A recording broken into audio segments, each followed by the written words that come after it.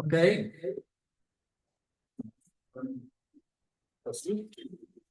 Good morning. Good morning, everyone.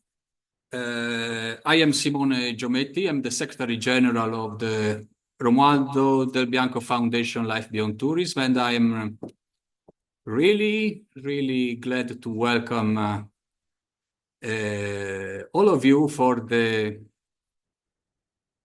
new edition of the annual meeting of ICOMOS TheoPhilos. It's the 16th meeting we had here in our headquarters in Palazzo Copini, the 25th of the ICOMOS TheoPhilos committee itself. So, and again, let me share with you all the satisfaction in raising the attention of over 180 attendees, people, of course, not everyone here, from 54 countries in the world.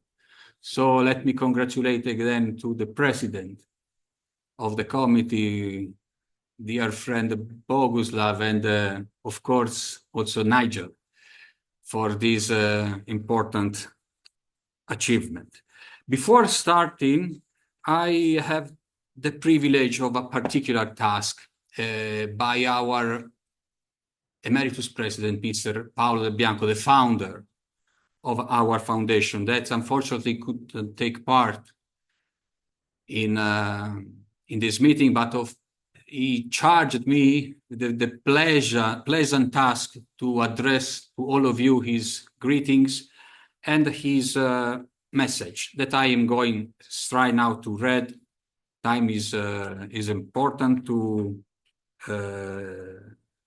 keep, and so this is the message by Mr.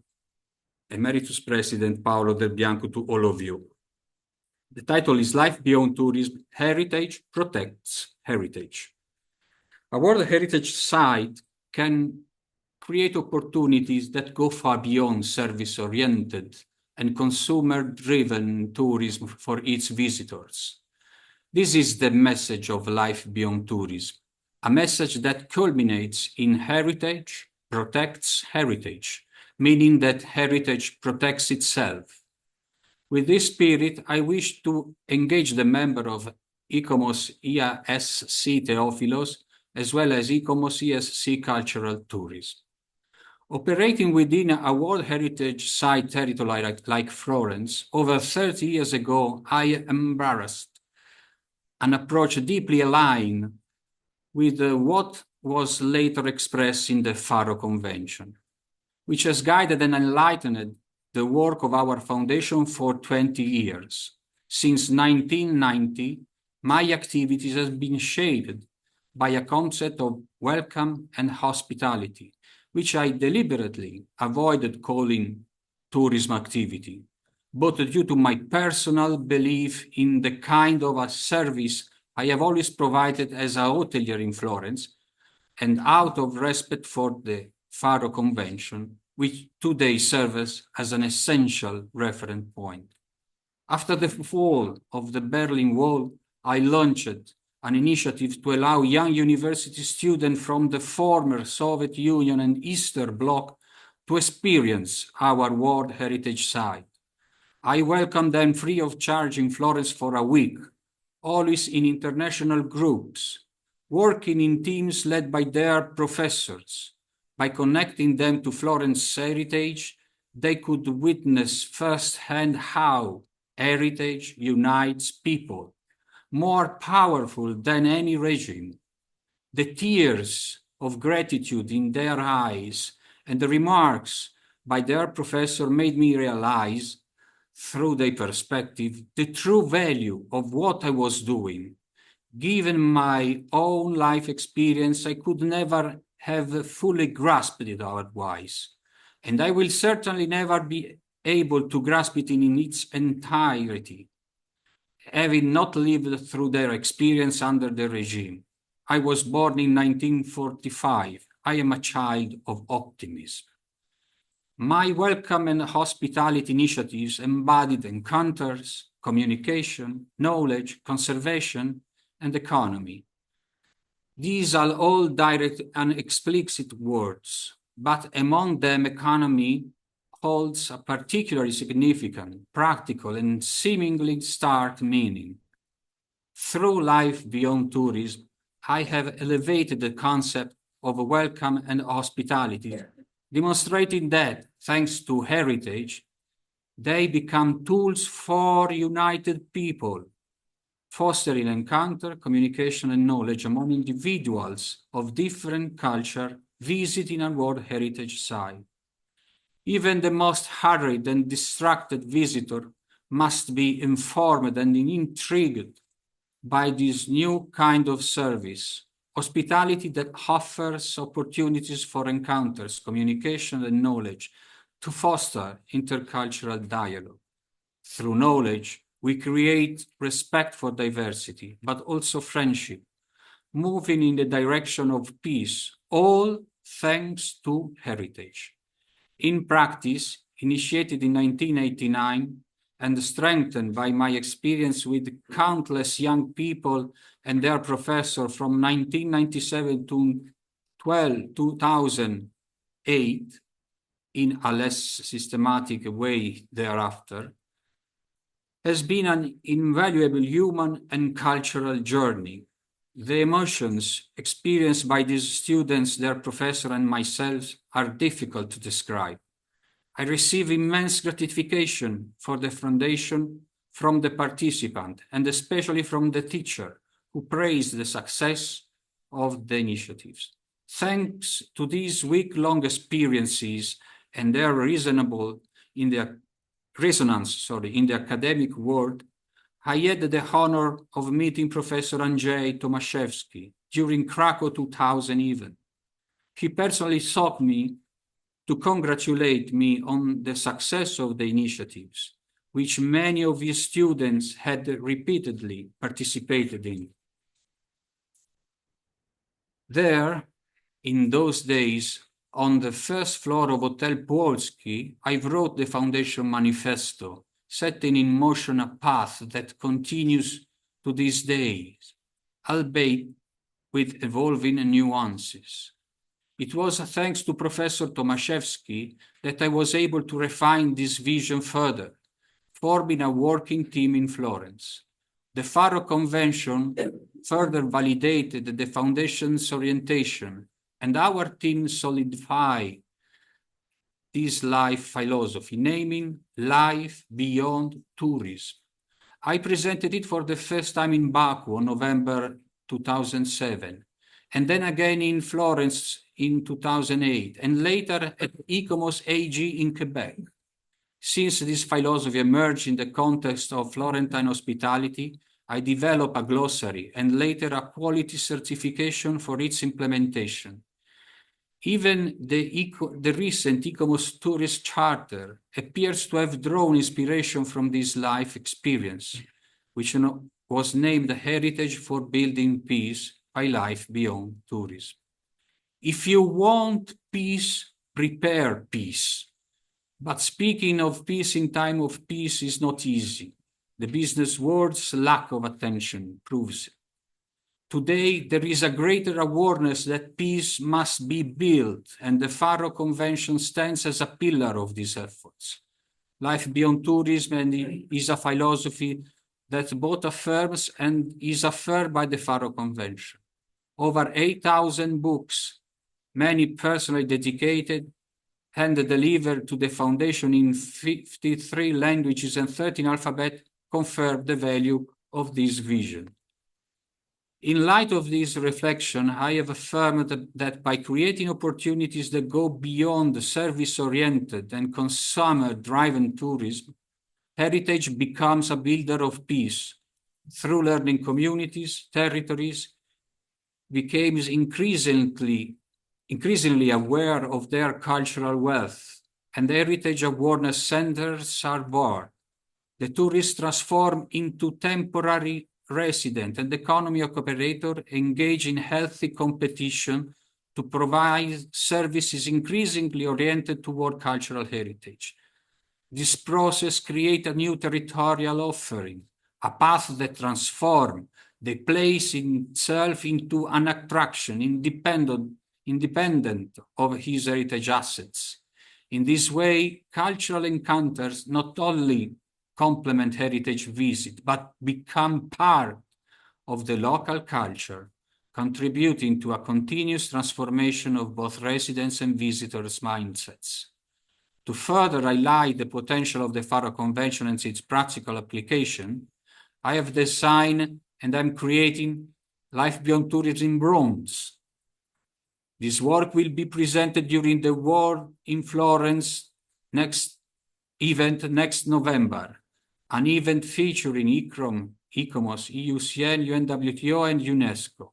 The unveiling will take part through a triple unveiling performance in the Andrzej Tomaszewski Amphitheater Hall of the Auditorium al Duomo, named in the honor of the professor who inspired this evolution. I hope that the theory and philosophy of Conservation Restoration Committee will participate in the event, because the message I seek to promote is clear. Heritage is a builder of peace. Heritage protects heritage, therefore it protects itself. I look forward to welcoming you all, Paolo Del Bianco, Emeritus President. Thank you. Thank you very much. A message of sharing to Mr. President Emeritus Paolo Del Bianco is with us ideally and connected online. And now I am delighted to give the floor to the current president of the foundation, Madam Carlotta Del Bianco, for her greeting message. Thank you again and welcome again. Okay. Good morning again and welcome in Florence. We are very pleased for this new edition with such a high level and quality representative from all over the world, more than 54 countries. It's something that I think maybe only this International Scientific Committee, ICOMOS International Scientific Committee, achieved. And we are very proud to be part of this committee since its beginning. Thank you, Bogusław. Thank you, Nigel. Thank you to all of you that you are contributing to this activity. And my paper is a contribution, wants to be a contribution. And I'm happy that the welcoming greeting was given. My father highlighted visionary with Andrzej since the beginning of our shared activity. And I prepared a contribution because, of course, Faro Convention is something so close to the foundation ideals and to what we have been developing in this year. Faro Convention represents a fundamental milestone in recognizing cultural heritage as a key element for mutual understanding and peaceful coexistence between cultures. In this context, the Life Beyond Tourism philosophy emerged as an effective tool for implementing the principles of the convention, promoting an educational and participatory approach to cultural heritage. Since its beginning, the Romualdo Del Bianco Foundation, as you heard, has developed an international network of partners committed to transforming cultural tourism into an experience of learning and dialogue. Through meetings, forums, and training activities, it not only facilitated heritage appreciation, but also stimulated a mindset shift that leads to greater awareness and respect for cultural heritage and cultural diversity. In a world marked by migration, geopolitical tension, and social polarization, cultural heritage cannot merely be an object of consumption, but must be valued as a means to build more inclusive and sustainable societies. However, the global context has undergone significant changes. Cultural tourism is often dominated by market-driving dynamics that risk trivializing heritage, turning it into a commercial product rather than an opportunity for cultural and personal growth. This is where the life beyond tourism approach comes into play, distinguishing itself with a focus on heritage interpretation and storytelling. It is not just about preserving and presenting the past, but making it relevant for the present and future through local community engagement and the adoption of innovative educational phases and practices. The best practice of Life Beyond Tourism. Since 2007, Life Beyond Tourism has implemented various best practices, starting from its first presentation in Baku, as we heard, November 2007, the General Assembly in Quebec, and Florence 2014, and it was recognized as a Declaration 42. So it has been adopted, accepted, and recognized. Furthermore, in 2019, the Heritage for Building Peace Appeal was launched and presented to the UNESCO World Heritage Committee, first in Manama, then in Baku, highlighting the role of heritage as a tool for peace and dialogue among cultures. In this scenario, the Faro Convention provides a solid conceptual framework to strengthen the role of cultural heritage as a meeting space between cultures. Life Beyond Tourism aligns perfectly with this vision, contributing with practical tools for its implementation. The goal is not only to preserve heritage, but to transform it into a lever for building more open and aware societies.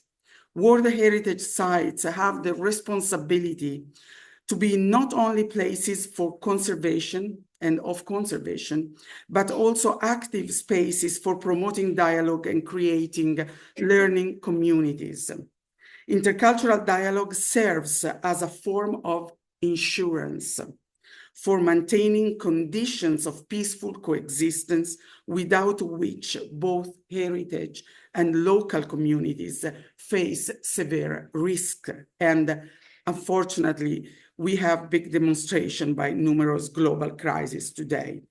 Looking to the future, it is essential to continue developing evaluation methodologies to measure the impact of this approach, expand collaboration networks with universities, cultural institutions, and international organizations, and experiment with new educational formats that make heritage accessible and meaningful to an increasingly diverse audience. In particular, the DTC-LBT certification embodies the principle of the 2022 Cultural Tourism Charters and aligns with the values expressed by the Faro Convention, transforming the Life Beyond Tourism philosophy into a concrete practice for promoting a new commercial offer that is ethical and sustainable, and is based on 50 years of experience in the hospitality sector in Florence, World Heritage Site. This certification aims to enhance cultural heritage as a tool for intercultural dialogue and peace. To support the support of ICOMOS, International Scientific Committee, TheoPhilos, is considered essential in reinforcing international commitment to the protection and enhancement of cultural sites, promoting a model that integrates conservation, cultural enhancement, and intercultural dialogue in perfect alignment with the principles of Faro Convention. The challenge is clear: to make heritage a driver of social change, promote a culture of respect and sharing. It is a challenge, but above all, It is a shared responsibility. Thank you.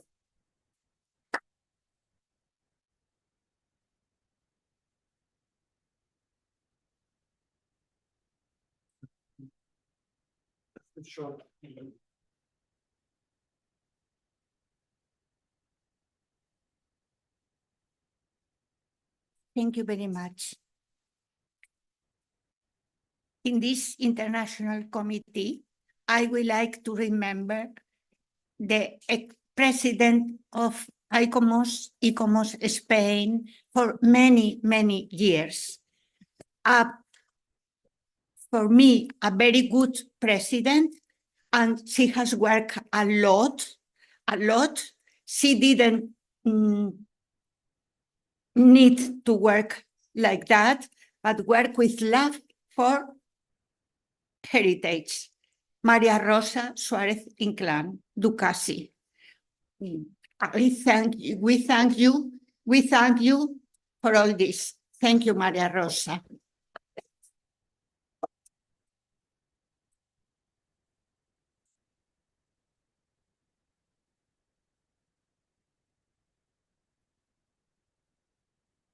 And yesterday we have another, but when we were coming, Miguel Ángel López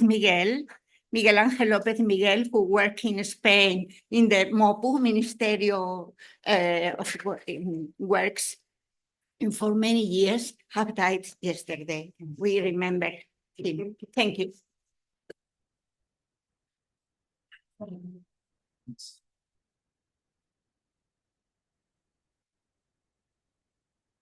No, please open.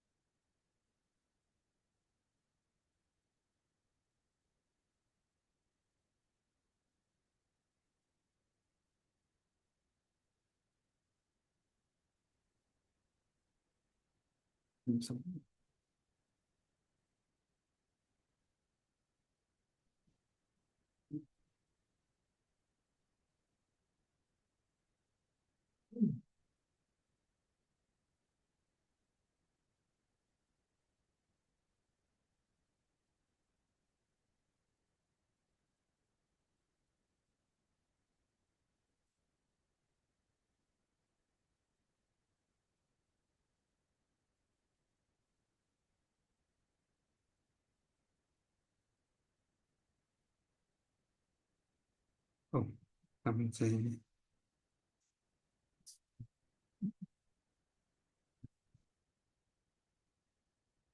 Okay.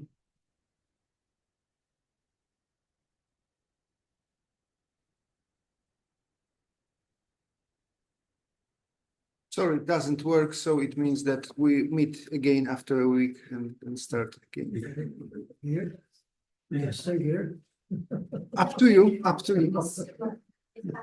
Just stay on. Okay. Everyone would like to take. It works probably. Mhm. That's great. Thanks a lot. Thanks to positive thinking. Dear colleagues, it's a great pleasure to be in Florence and to see you again. And especially I'm happy, and I have to underline that this is as it has been already stated, the 25th conference of our committee. There is no other committee in the whole ICOMOS for organizing year by year similar important events. And additionally, we're able to organize this meeting thanks to our friends from the Bianco Foundation. This is the 16th conference organized in Florence. That's a great success for us. And because of that, I would like to express our gratitude to Paolo Del Bianco, Carlotta, Simone, it means Del Bianco Foundation, and also I would like to express our gratitude to organizers, to direct organizers of this conference, especially Dr. Nigel Walter, who is the General Secretary of our committee, and he did a lot of work in order to We have a little You have to share your presentation. Just a moment. Yes.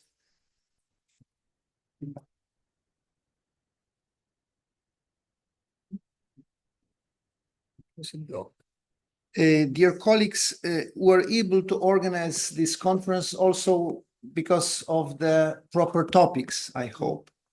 Last our conference organized in Saloniki. After that conference, until now, we received to our publication more than 25 papers, which are under the revision. And of course, the materials of that conference will be also published. We received more than 40 abstracts, so we were not able to select all of them for the oral presentation. But I would like to inform you that everybody could deliver the paper on that topic after the conference. Of course, those papers will be revised, but after that, they would be published in our scientific journal.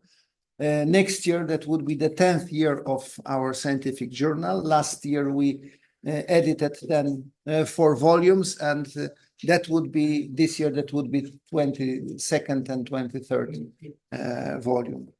So this is also, I guess, the important information.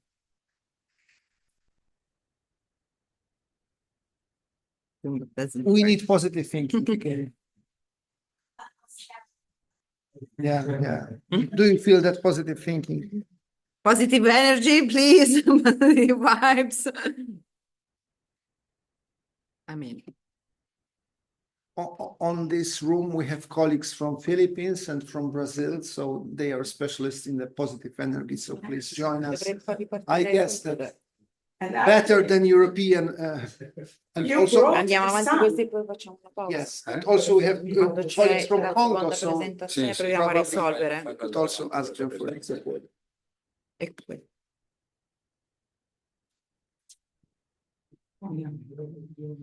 The parties. This is the result.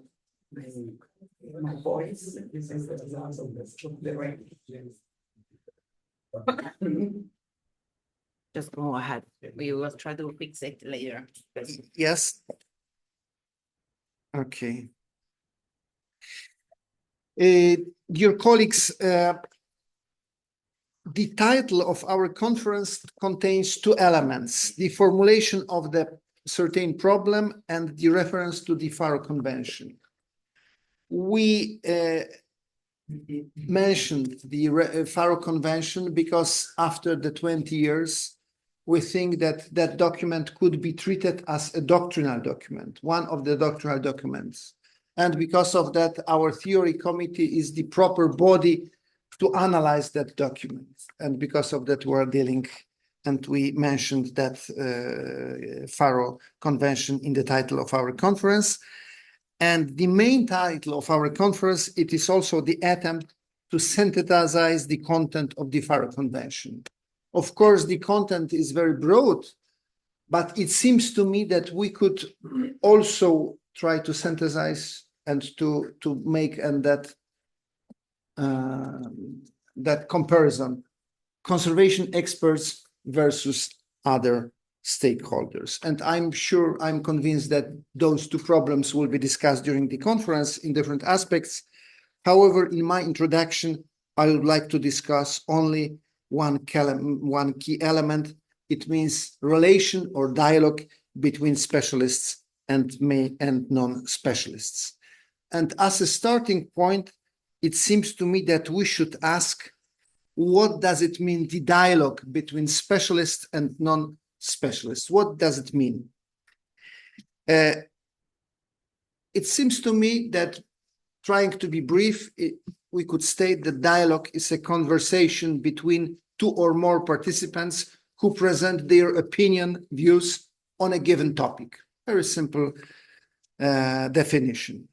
And dialogue from that point of view is a confrontation of views and should lead to compromise. But this is the idealistic situation that doesn't exist in practice. The condition for compromise is a common system of values. It means that must be common axiological system within which the meaning of individual arguments is determined. And we have to state that there is no common value system in monument protection due to the complex nature of the monument and due to the diversity of the stakeholders. So the monument represents values belonging to the completely different axiological systems. For example, a historic tenement house is a carrier of historic values for the conservators. And our proposal is not touched because of those values. But for the users, the tenement house is the apartment for their use, and they would like to have a warm, bright, dry apartment. And because of that, from their point of view, that tenement house should be renovated to the modern utility standards. The sheet in face of the camera, because the connection on Zoom. Okay, so nobody. okay, I will try. For the owners, the tenement house is a source of costs and incomes for the owner, and therefore it should be adapted to the modern utility functions. The same tenement house for the ecologists should be ecologically neutral. So, for example, they are proposing that buildings should be insulated. And, for example, for the developer, that tenement house is a well-located plot that can be demolished to free up land for a new investment. Of course, this is only the selection of the stakeholders with different points of view on the same tenement house. And each of these stakeholders represents a different axiological system. And unfortunately, there is no common ground to compare values from different axiological systems. This means that the dialogue between them can last a very long time and will not lead to a compromise. But this situation has a simple solution commonly used in the whole world. The position of the participants in the dialogue is formally defined. Determining the position consists in determining the rights of particular participants in the dialogue. The positions are determined by the regulations. In the monument protection system, the regulations state that interventions transforming a monument must be agreed, accepted by the conservation system. This is, I guess, in many cases also in your countries. For example, in my country, historical object formally recognized as the monuments, it means which is entered in the register, cannot be transferred without the approval of the conservation of monuments. Such regulations give the conservator a position in the dialogue with the stakeholders. They give them strength to his arguments. Therefore, in the dialogue between specialists and the stakeholders, the problem is not arguments, but the question: is the privileged position of conservators in deciding about the monument justified and necessary? This question formulates the key problem conditioning the existence of the monument protection systems.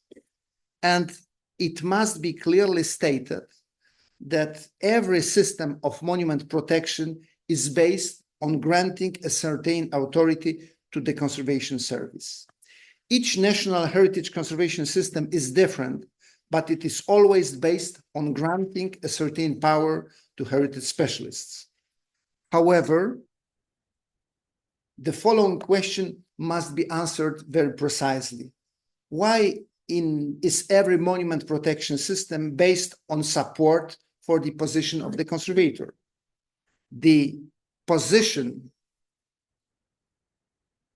of the conservators or specialists is important due to nature of the historic values.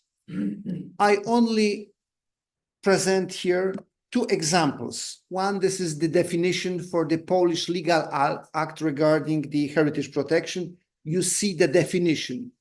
The important is the last part of that monument is based on the three values: historic, artistic, and the scientific. Only because of that, monument is treated as the monument.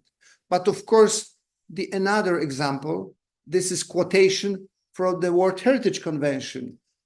In the beginning of the convention, you will see three definitions of the monuments, sites, and group of buildings. And each definition is composed on the same way. Finally, because of the values: history, art, and science. And these historic values are confronted with the values of the stakeholders. It means the values of the no specialists. So in historic monuments, various stakeholders groups primarily take into account the following group of monuments. I just tried to formulate the main groups of those values. As you see, firstly, dealing with monuments, we should respect safety regulations, which are, as you see, formally expressed by the regulations and the standards. Then use, when I'm saying use in two forms. Use as a technical standards. It means technical standards regulation regarding the heating, lighting, ventilation, thermal isolation, humidity, and many, many others. And also, there are strict regulations regarding that standards and those aspects. Functional standards, it means size of the rooms, division from the functional point of view. And also we have standards and regulations very clearly expressing what are the expectations for those to fulfill those functions. For example, accessibility. I'm sure that in your countries you have also a very strict regulations telling what are the expectations regarding the accessibility. So generally speaking, we should follow the so-called universal design. Economy, of course, as I mentioned in my first part of the presentation, we should also take into account economical aspects of the existence. It means costs of the maintenance, which is important for the owners. There are no strict regulations. There is no law regarding that, but that argument should be taken into account, of course. Then I use the expression semiotics. It means different meanings from the point of view of propaganda, identity, education, tourism. Yes, all these arguments are important in the protection of monuments. And of course, also monumental values, which are responsible, which are important for us. But as you see, when you see the comparison, the monumental values represented by us for which we are responsible, this is our very, very small part of that. So,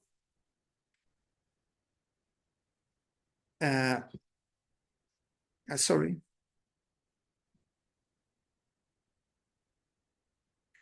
The list shows that the dialogue on how to protect the monument takes place between values system on equal power and between stakeholders with an unequal position.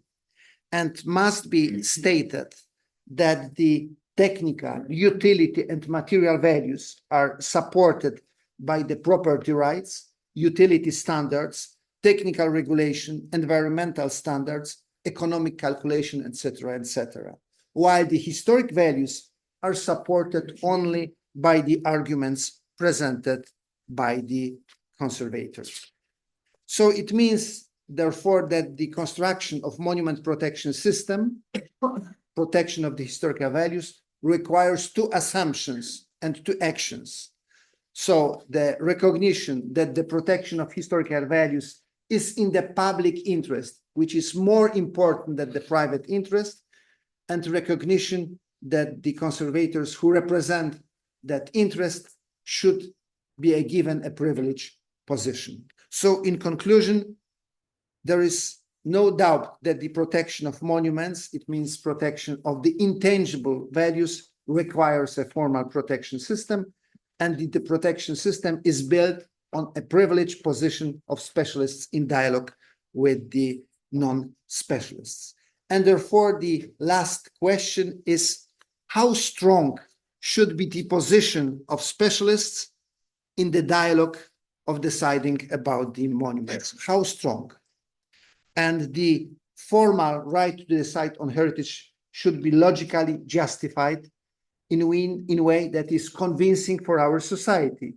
And this is very important because the conservator of monument is not the owner, does not finance, does not organize conservation works, is not responsible for the daily maintenance of monuments. And these burdens are held by the stakeholders, by not specialists. So how should the modern process of deciding on the method of maintaining monuments be organized? Optimally, each process should be individual. However, in practice, it is not possible for every interference in a monument to be preceded by a debate, a discussion, or deliberation. Therefore, it is necessary to apply simplification consisting in differentiating monument based on their value. In practice, the collection of monuments is divided into groups of similar value and standards of protection which are assigned to them. The more valuable monuments, the greater the scope of protection necessary. The more carefully should be the procedure of analysis and documentation which defines the scope and limits for contemporary interference. It means that strengthening the position of the conservation should be objective, should be based on procedure and not on the voluntarism of conservation decision. This means that the status of a monument, the level of its protection resulting from the assessment of the value should be combined with several elements. In practice, standards of documentation according to value, management standards, and for example, we have the pattern in case of the UNESCO World Heritage. They elaborated a great methodology for analysis of that, and of course, support of public funds according to the degree of monuments. By the way, it should be added that in this list, there is no rules, restrictions regarding the technical conservation activities, for example, conservation, restoration, reconstruction. Those technical activities could be not treated as forbidden or not forbidden. It depends on the value. So therefore, the very important task and challenge for us, for the theory of conservation, is to develop the methodology of differentiation of monuments, to develop a method of their classification that is objective as possible. If we are able to demonstrate the value of monuments, we will have arguments in the debate with the stakeholders. And I do hope that this is the key problem we face now, and I do hope that our debate will be supporting the answer on that question. Thanks a lot.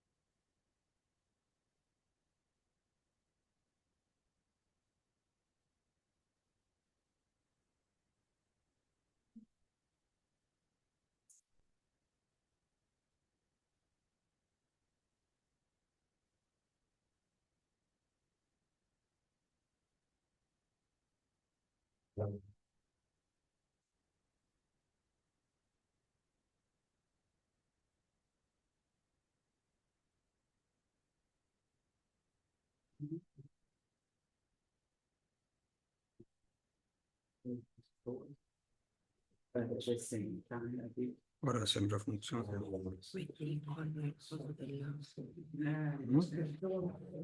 Chi c'è dopo? Chi c'è dopo?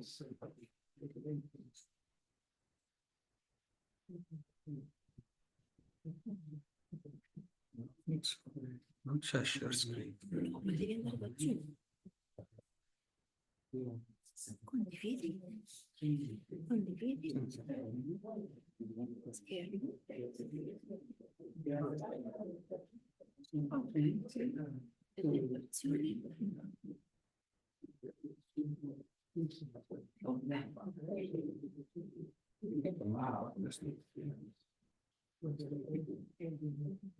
Che fa questo poi?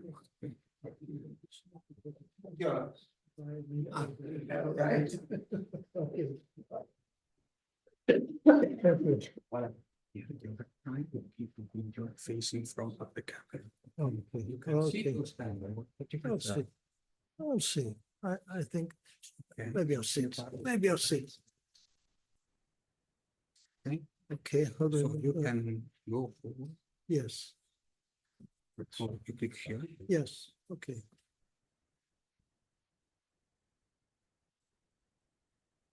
Okay, in fact, it's time for coffee break. So I will try to be on time.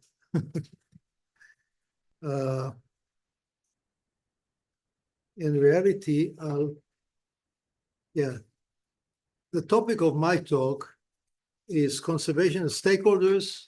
Is it a source for intrinsic conflict? And I could have finished my talk by saying, yes, it is.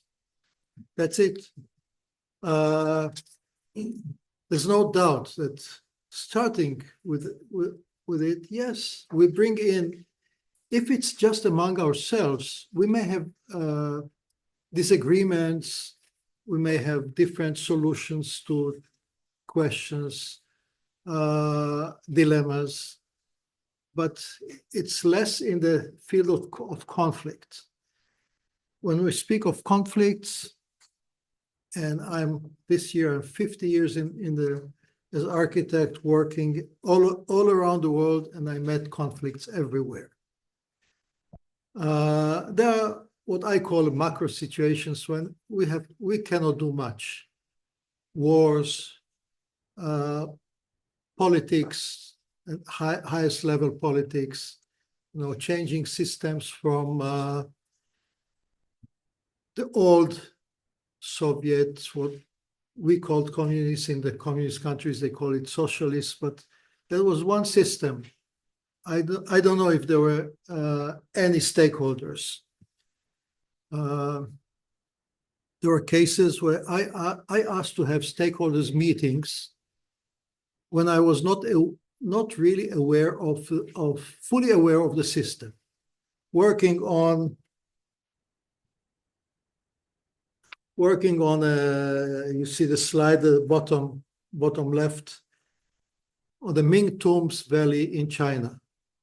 In the big valley, where I was commissioned to prepare a master plan for the valley, which as heritage, there's no doubt, it's highest value heritage for China, for present generations, past generations, and so on. But there were villages. And the director of the State Authority for Cultural Heritage asked me, please make sure that in your plan, you remove the villages from the valley. I thought, look, can I have, we don't move normally people from place to place without talking to them, even if they get all the funding and everything, compensation. So of course, I learned about the villages. I found out that the center of every village used to be the camp of those who took care of the tombs.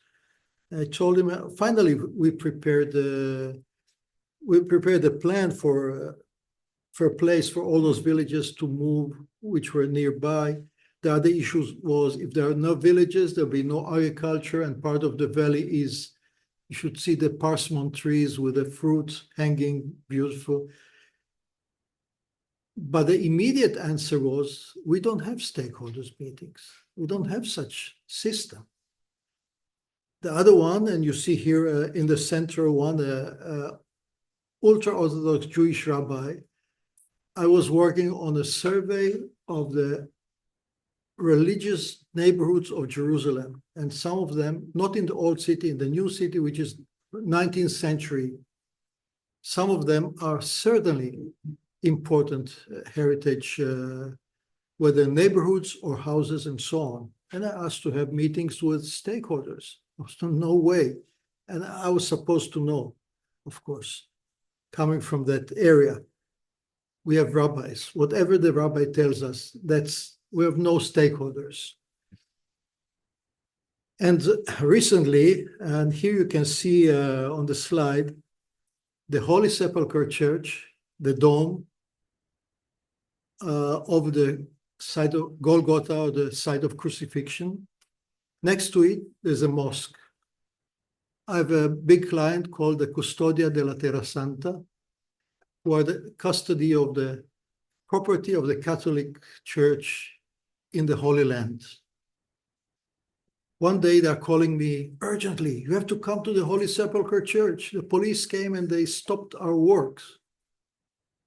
I said, what happened exactly? Usually they build without building permits, telling me, let's see the state dealing with the Pope or the Vatican.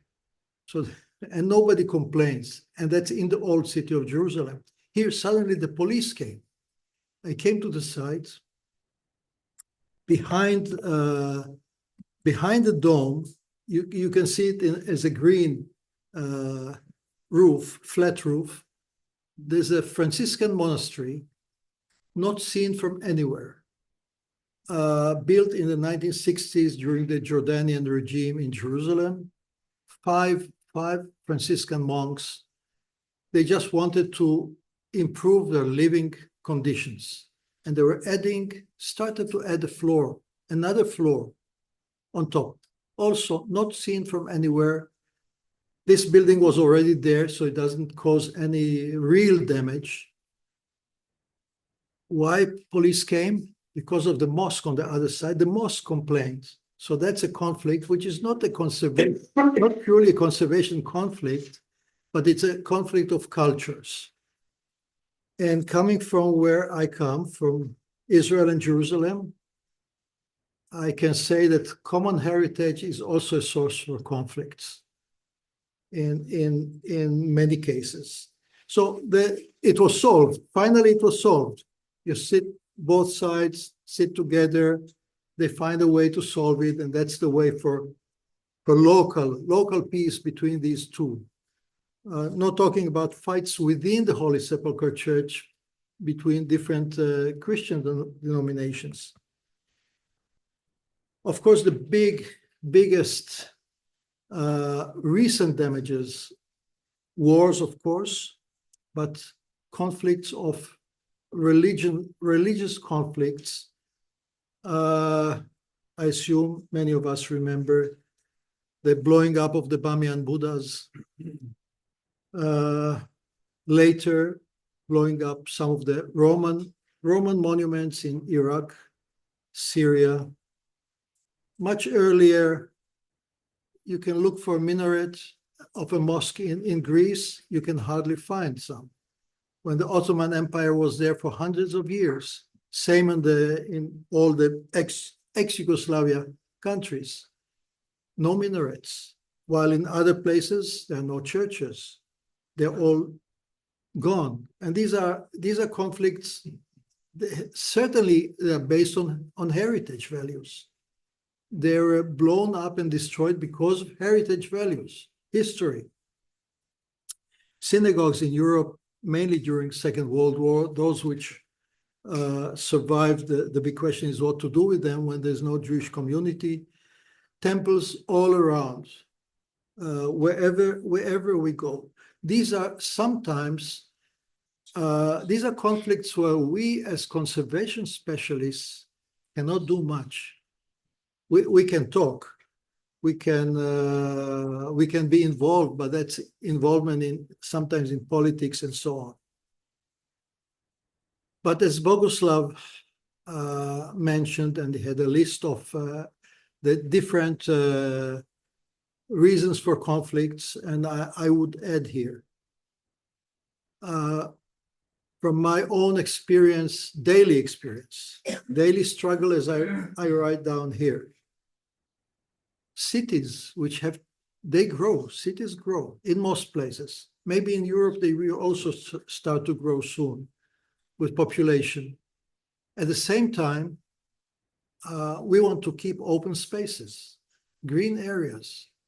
So in very big countries, sometimes we think, okay, they have no problem. Let's say Russia, Brazil, they're so big.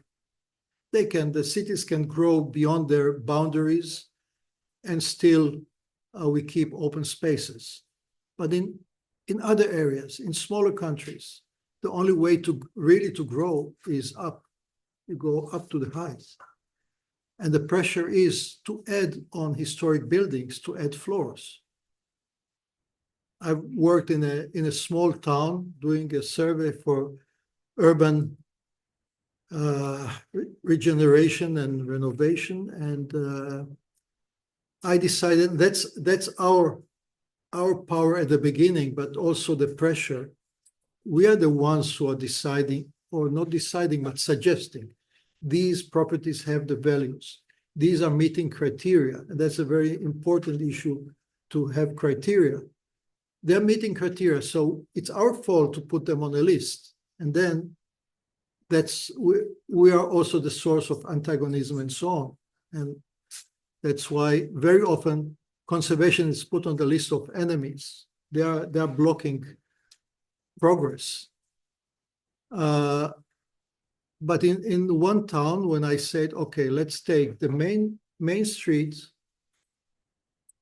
which was developed mainly in the 1940s, 50s, in a very specific way, only 2 floors, lower floor is businesses, shops, the upper floor was the residence, the apartments. And let us keep just the spirit of place, and by keeping the main street facades, which is already an internal conflict, our own conflict of facadism and kind of, but sometimes I do find a justification for this. And then the city engineer or architect told me, okay, so if we have to keep the facades, then we allow them to add not 10 floors, but 20 floors. So then there's the other conflict. Okay, you have 2 floors and you add 10. Sometimes it's recessed, so it's already something. But then 20, it makes the original just a small, nothing, almost not seen. Of course, most people who walk on the street, they don't look up. They see only the lower part, and that's sometimes a justification, but not always enough. Then, of course, modernization, meaning in all aspects, whether it's apartments or historic public buildings. As example, I can tell you, I work on several museums which are in historic buildings. The initial question is, once you transform a building which used to be kind of a palace or a very rich person's house, and you make it a museum, you must introduce all kinds of facilities, whether, as Bogusław mentioned, accessibility. You make it a hotel, you need elevators. Where do you put elevators without destroying whether the real interior or the visual aspects outside? Then it's up to us, to the professionals, to find the right solutions. But I work on one museum, which used to be the hospice, women's hospice in the Russian compound in Jerusalem. Russians used to come before the revolution 1917 in thousands from Russia to Jerusalem. There was built a Russian compound, which has a church, men's place for the men, place for women, and then another big building for the noble families. Later it became something else, but it's still there. The hospice for women became the main prison during the time of the British Mandate between 1917 and 1948. So it became main prison. It went already through some changes, but still sells. Now it became a museum, so we have to introduce other elements, and we try. Anyway, the pictures are from some things how Jerusalem is changing. You can see what we call towers. That's the last one. On the picture, it can be seen. That's Magdala. Magdala, where Maria Magdalena was born. Big excavations. At the background, you see a hotel. It's not high-rising hotel, but it stands on archaeology. So it has to be excavated, and there's a conflict. What do you keep? What do you show the visitors? Very important site. I think for me, kind of conclusion, that's something for long discussions. First, we must listen to stakeholders. Sorry?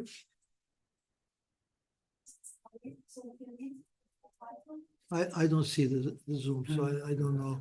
It's a black bar covering some parts of the screen. Oh, here, the black part? We'll need Simone to do that. Okay, that says termina la presentazione. Okay, that's okay. I just want to close it. Yeah. Okay. Can you read the title? The title. The title of the slide. What is our role and what? What is our role and what can we do? And what can we do? Oh, okay. That's what it says. What is our role and what can we do? We, not as society, not as other stakeholders. I'm looking at ourselves as one kind of stakeholder, although we may be another kind of stakeholders. We should be ready for compromises but there must be a red line which we do not cross.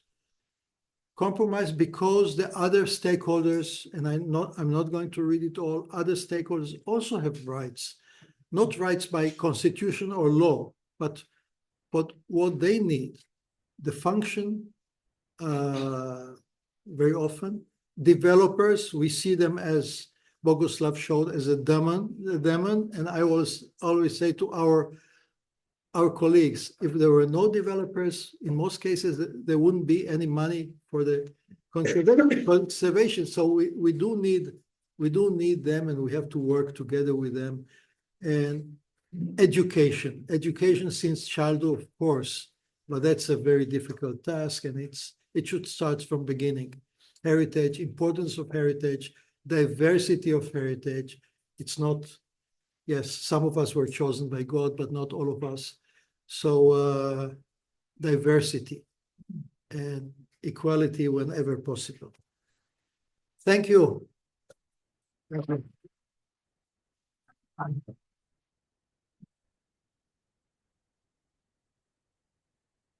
Okay. Okay, so we come back at 11:15. Okay? 20. Okay, 11:20. So the break is open. We can go downstairs. Thank you.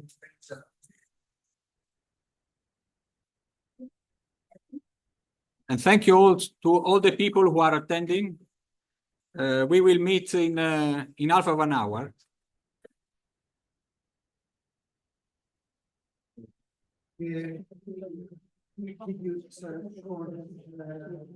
Yes.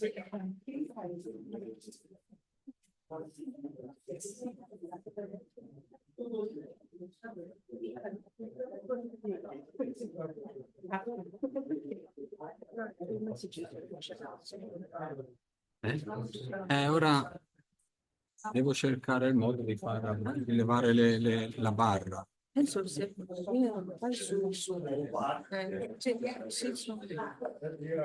when you share this,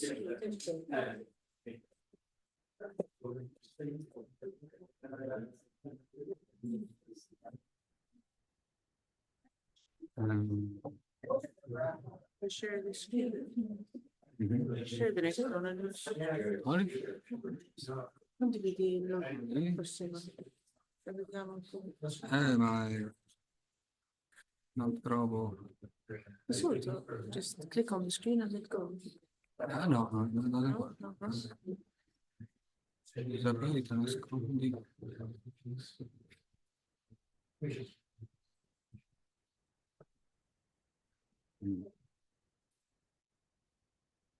Ok.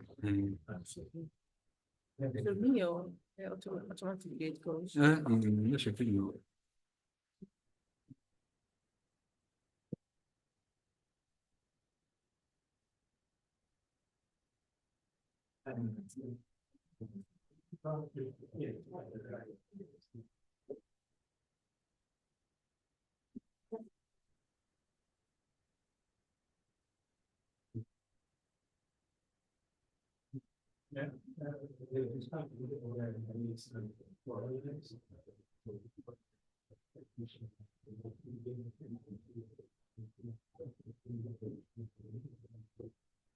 Good morning. I'm Yeah. Olenka. Thank you.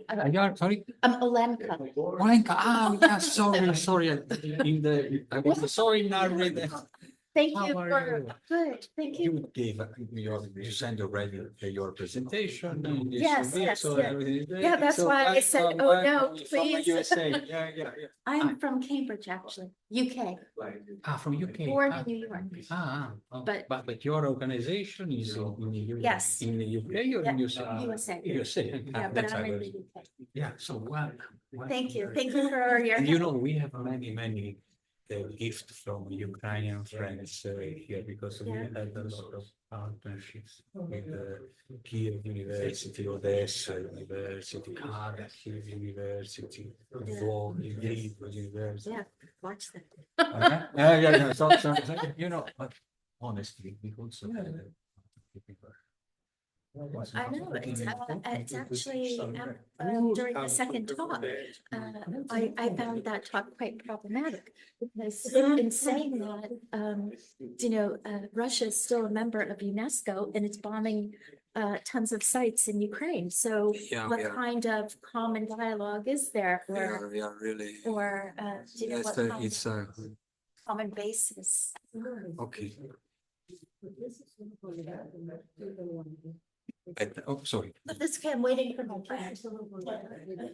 Perché si sono collegati diversi italiani? Sì. È possibile alla fine eletto un'altra volta mi facessi la copia del che si era connesso online. Sì, sai, sono collegati online adesso. Sì. Siccome li ho sollecitati molte volte, vorrei vedere poi se c'è stato una risposta. Alla fine, Tecnicamente non so come si fa. bisogna una stampa di Bisogna gli italiani, sapere gli italiani che si sono collegati. ma sto parlando di tutti, non solo degli italiani, sennò diventa complicato. Ti faccio vedere, guarda, non ho capito perché io qui tecnicamente. Devi fare una stampa di quelli che si sono connessi. Su Zoom adesso. No, adesso, alla fine. Quelli che sono Ho capito, è diverso. sono registrati e che si sono Vabbè. connessi. poi. Bene. Sì, ora ho capito. I just Oh, wanted to sorry. introduce Martha, she's from the US. She's on the board of the I secretary read of the something board. about your activity of your organization of your kind of. Yes. Because as I saw the before our foundation was partnered in and in Russia. They are here when you see a lot of items that students from the Ukrainian University and Russian University brought, because we created, as I told you, this picture of the founding. Our foundation was creating a workshop from students of different countries.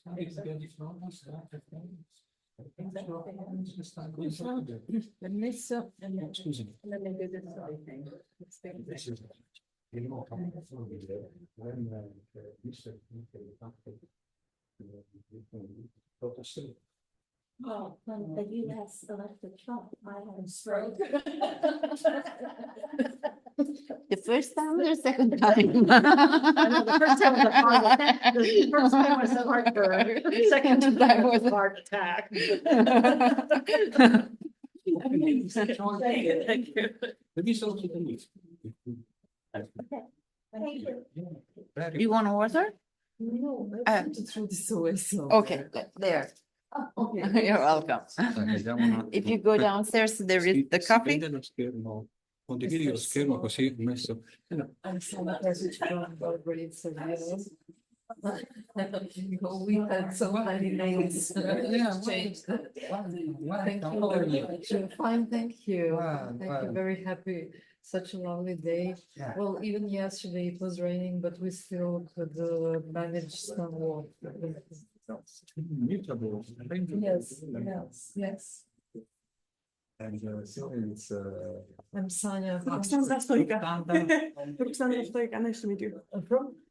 Well, Edinburgh, based in Edinburgh. Oh, very nice. it's the first time you The first time, yes. Yeah. The first time, yes. Great. Well, I was Secretary General for Icon Serbia for almost 15 years. Yeah. And then when my president, Ms. Bianco, she was very close to Mr. Bogusław and everybody else.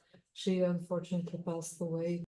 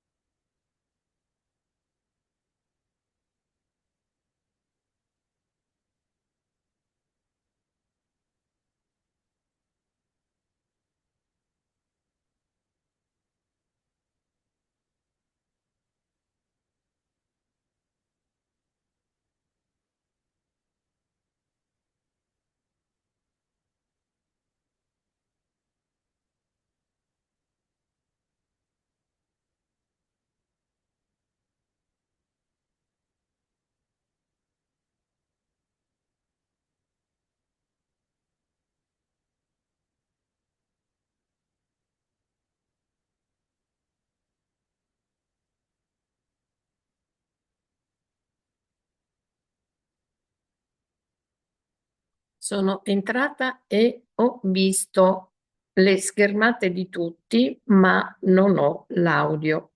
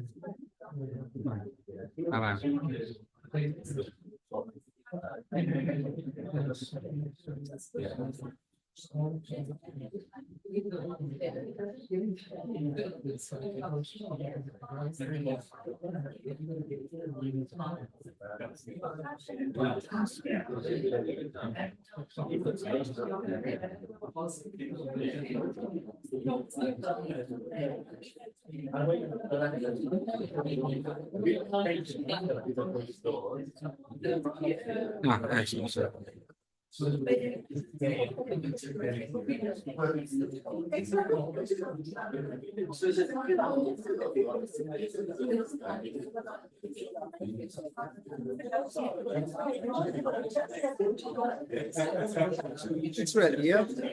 Yep. Okay. There is a long procedure.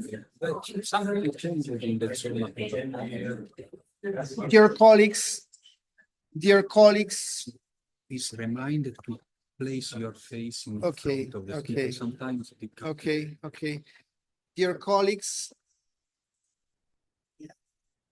Ruxanda, we're going to start, dear colleagues. We're going to start the first session, and the first speaker will be Jelka Pirkovič from Slovenia.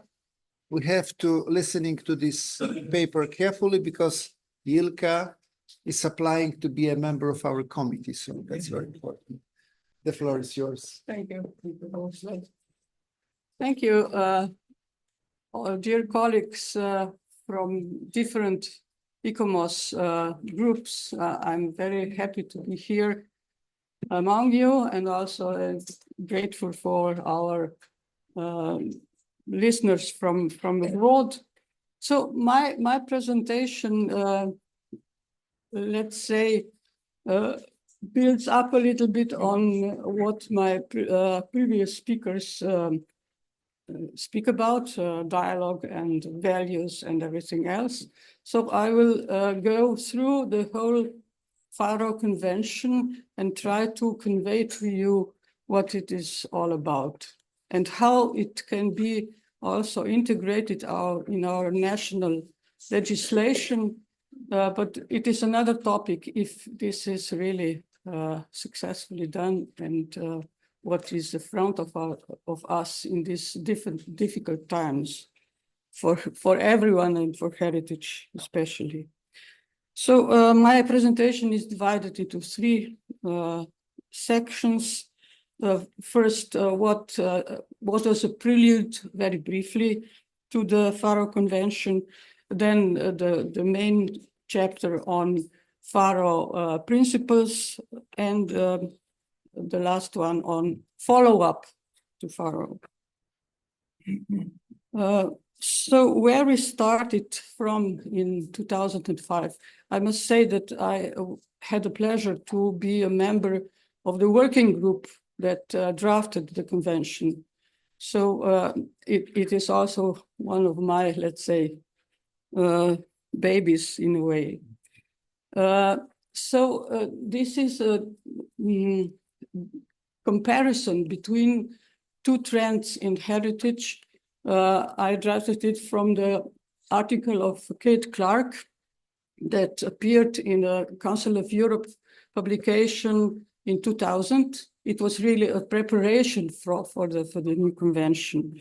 And it was later on also reprinted and readapted in other articles and as well. So you see, first of all, we should start at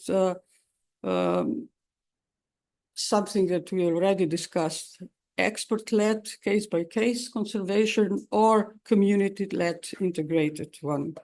And of course, if we are only centered on individual objects or on how people are receiving our messages and how can we work with our audience. So we should also mention, of course, ICOMOS views on it. It was ICOMOS was also active in the drafting of the convention.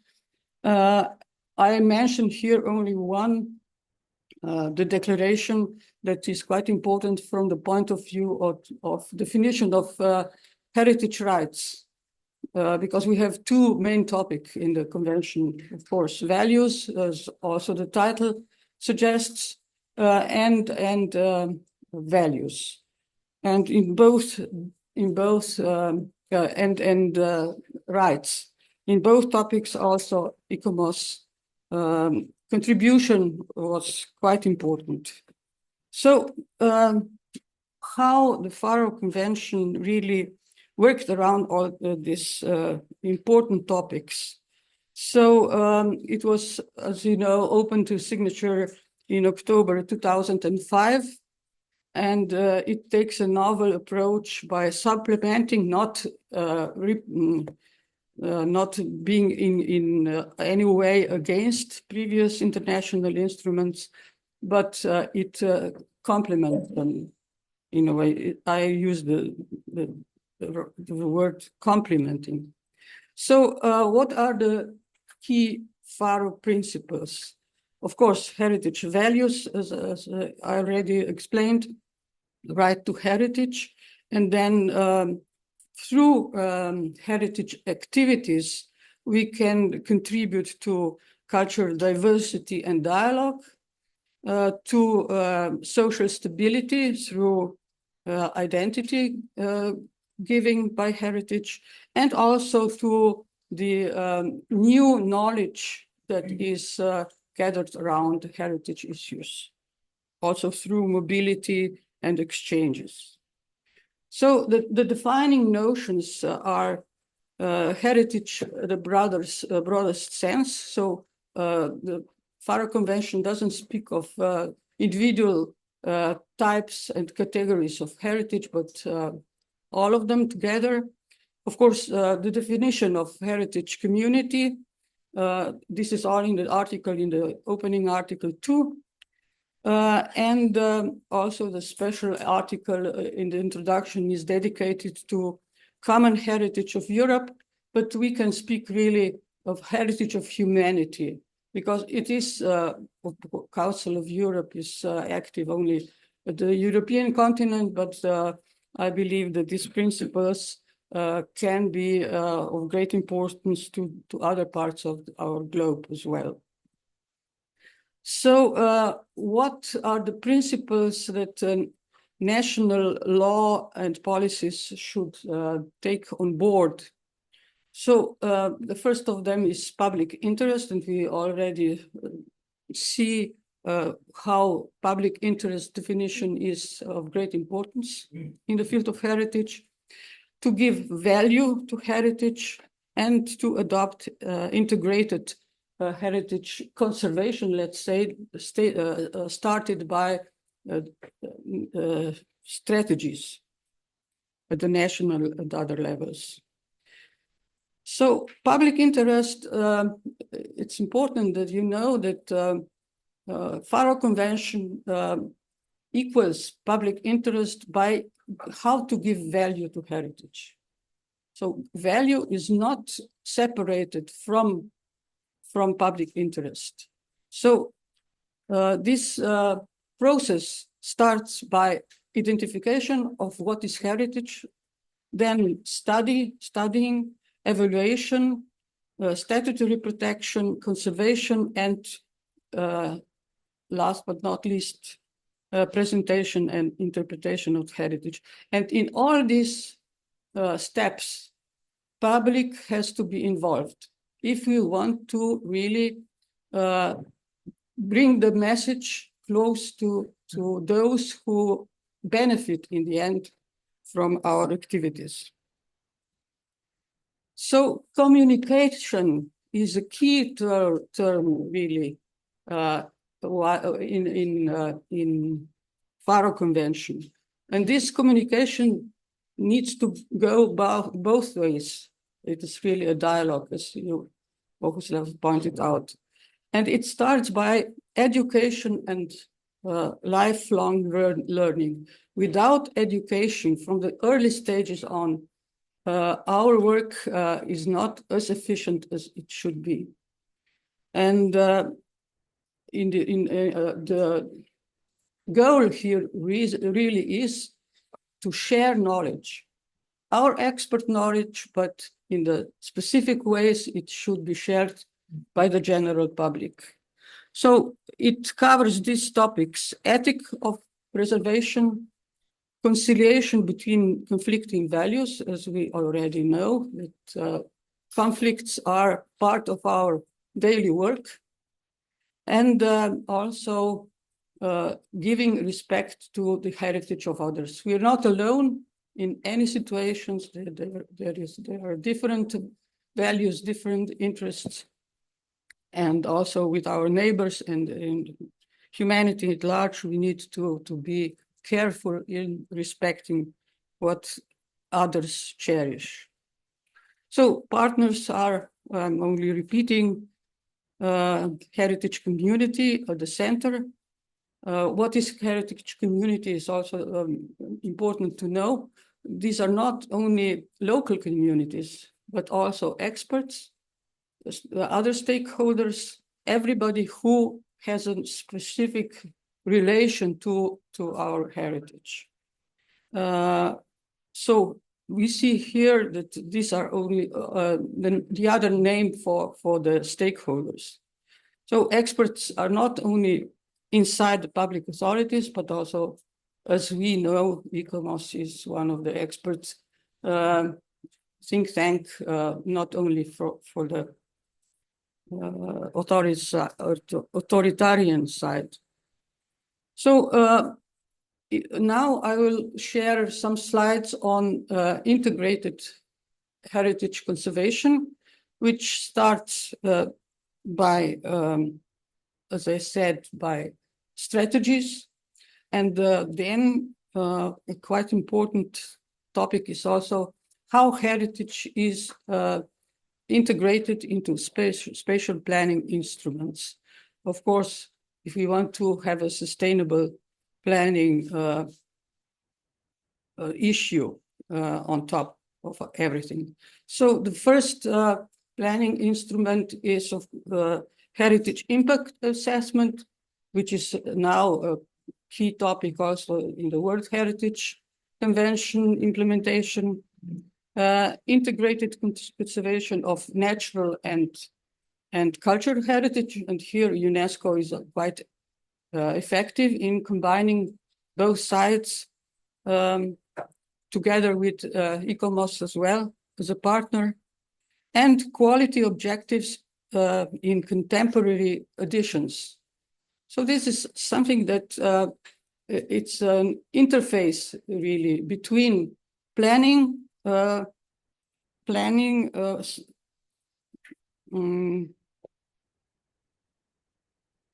environment and concrete development interventions on heritage sites and monuments.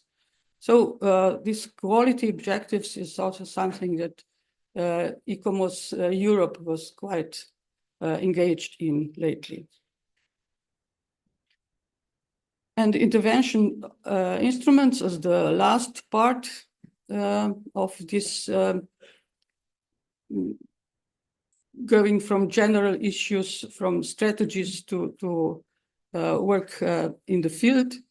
So Faro Convention puts a great influence on regular maintenance of heritage, not so much restoration. Technical standards that need to adapt to heritage. So even when other sectors prepare technical standards, we need to be involved in trying to modify those standards for our purpose. And the European Union has done quite a good job in this way. So the use of traditional materials and techniques and skills, of course, this is also one of our key issue, and the possibility of professional qualifications that enable really us as experts in being getting this approval for our work. So what is the follow-up after Faro? Here I will present briefly 4 key players in heritage field. Of course, Council of Europe as the author of the convention. Here you see that out of 46 member states of Council of Europe, only 25 ratifications have been achieved. We can speak later on what are the main reservations of member states. That's quite an intriguing topic. Then Heritage and Beyond publication that you can consult online also, and it deals mainly with different approaches to Faro Convention. Then the activity co-financed between Council of Europe and EU, which gathers heritage communities, really. It is the aim is to directly speak to heritage communities, to take them on board and to make everybody aware of the possibilities that Faro puts forward. And of course, also Council of Europe adopted cultural heritage strategy for the 21st century in 2017, which is complemented also by methodological guidances, fact sheets, good practice collection, and so on. You can also see it online on the webpage of Council of Europe.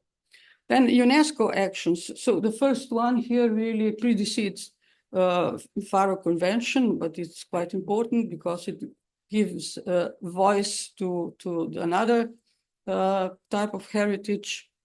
Then different policy documents, I will not name all, but mainly centered around sustainable development and the role of culture and cultural heritage in this field. And also the successive adoption of new version of operational guidelines for the implementation that take on board, namely sustainable development initiatives, management, good management of heritage sites, and also heritage rights in the late versions. Then European action. So European Union could also sign the Faro Convention, but they never did so. Maybe some time will come. But they different documents of EU also refer to Faro Convention. So it is a kind of standard also for European Union. You have here some documents that do this. And I also want to draw your attention to the Slovenian EU Presidency 21 conference dedicated to the right to heritage as a catalyst for sustainable development. Some of ICOMOS members also participated. We had coordination with ICLAFI and our common rights approach group. So it was a common activity, really. And last but not least, ICOMOS actions. I'm only naming here some. 2 reports on our group, our Common Dignity Initiative, one from 2012 and the other quite new. And in between, European Quality Principles for EU-funded interventions with potential impact on heritage, which is quite an important piece of work intended how funding from EU would support heritage, not harm it. And of course, the work of our Sustainable Development Working Group with the policy guidance to this matter. So that's my presentation, and thank you very much.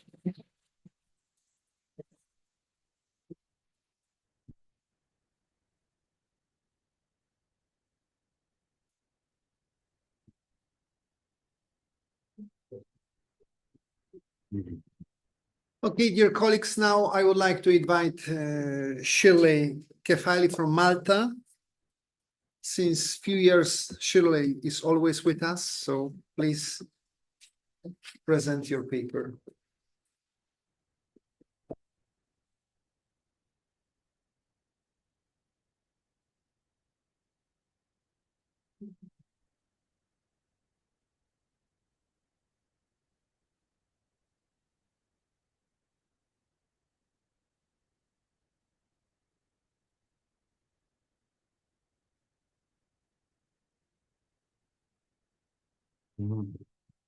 There is always a complicated procedure. No, but I should share first.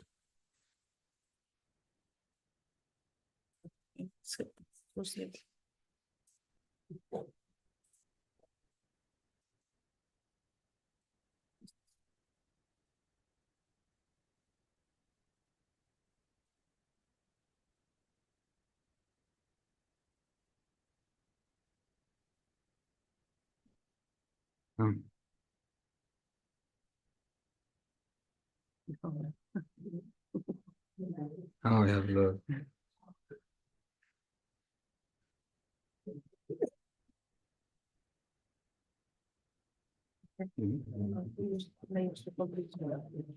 Press. But this is easier. Okay, good morning. I hope you'll find this interesting. My title is Cultural Heritage, its definition and interpretation. So basically what I'll be going through is a basic introduction as to what cultural heritage is, how it's changed very, very rapidly, because I'm sure you're all aware of that.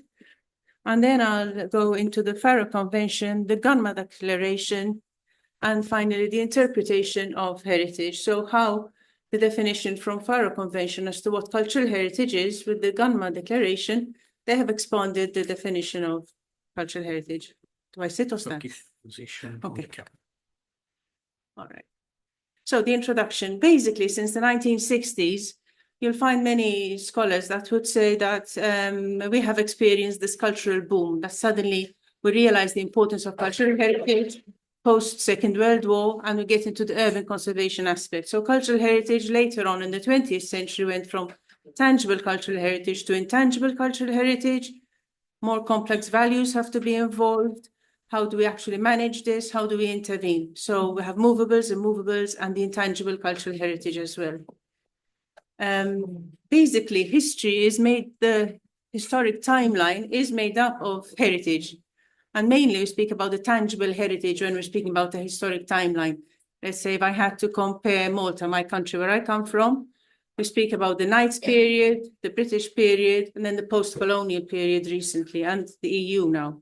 So when we speak about that tangible heritage, it's made up of a number of cultural assets, which prior to Gunma Declaration, it would be the cultural asset would be the monument or the urban complex, which now, as I'll explain later, has become a bit more complex, according to the Gunma. The criteria to select heritage has become more complex because you want the tangible, you want the intangible. So it becomes, we need more specialists to identify what our cultural heritage is. And on the other hand, we don't want to freeze everything, but the number of objects we are trying to preserve, we have to be very careful how it's done, also to leave them alive. So intangible heritage can be found in religion, history, politics, structure, and the above. And then we'll start linking into other aspects which are completely intangible, the music, cuisine, painting, etc., even digital art. And this led also to the inclusion of, now in conservation, we have to include the anthropologists, the sociologists, that are our guidance as to how society really functions and what they value. As I said, I'm going through very quickly because I want to get to the end. So basically, when we speak about cultural assets, they have both the tangible characteristics and the intangible characteristics. And I personally feel very strongly about this, that we have to protect both the tangible and the intangible, because that gives the true identity and spirit of a place. And the intangible generally would come from people that have actually experienced and lived in that cultural heritage. Now, to be honest, I come from Malta when, as you would very well know, Giora, we didn't have a conservation culture in Malta. So we always depended on foreigners to come in and preserve our heritage. And when they did that, which was brilliant, but certain aspects of the heritage weren't protected because they didn't understand our culture. So society, I feel, is very strong. It's very important to keep society into the decision-making process. When we speak about local communities, especially in the Faro Convention, we speak about the local community is the community not from a geographical point of view, but the community that share the same values. The same values, let's say, about the importance of industrial heritage, the same values about the importance of a particular typology of heritage. And what's important is that besides linking the memory of a place that I have, we have to link the collective memory. So in that way, we preserve the true narrative of a cultural heritage asset. So basically what I'm saying is, as conservation professionals, we cannot think that we know it all. We have to be more open-minded and accept the fact that other individuals, other stakeholders have to be pulled in, even society in general, because they can give us the true narrative of how that cultural asset came there to be. Yeah, the definition. All right, we have different types of cultural heritage. We have cultural heritage that remind us of trauma, of negative experiences, and others that remind us of triumphs, all right? But whatever the heritage is, it is what underpins our identity and justifies who we are in this world. Cultural heritage. Every object out there at the moment can be considered cultural heritage in the future, but for it to be considered cultural heritage, there is that methodological moment of recognition, which Cesare Brandi discusses. Once society recognizes it, and not only the conservation professionals, because it's very easy for us to recognize it, but society has to recognize it.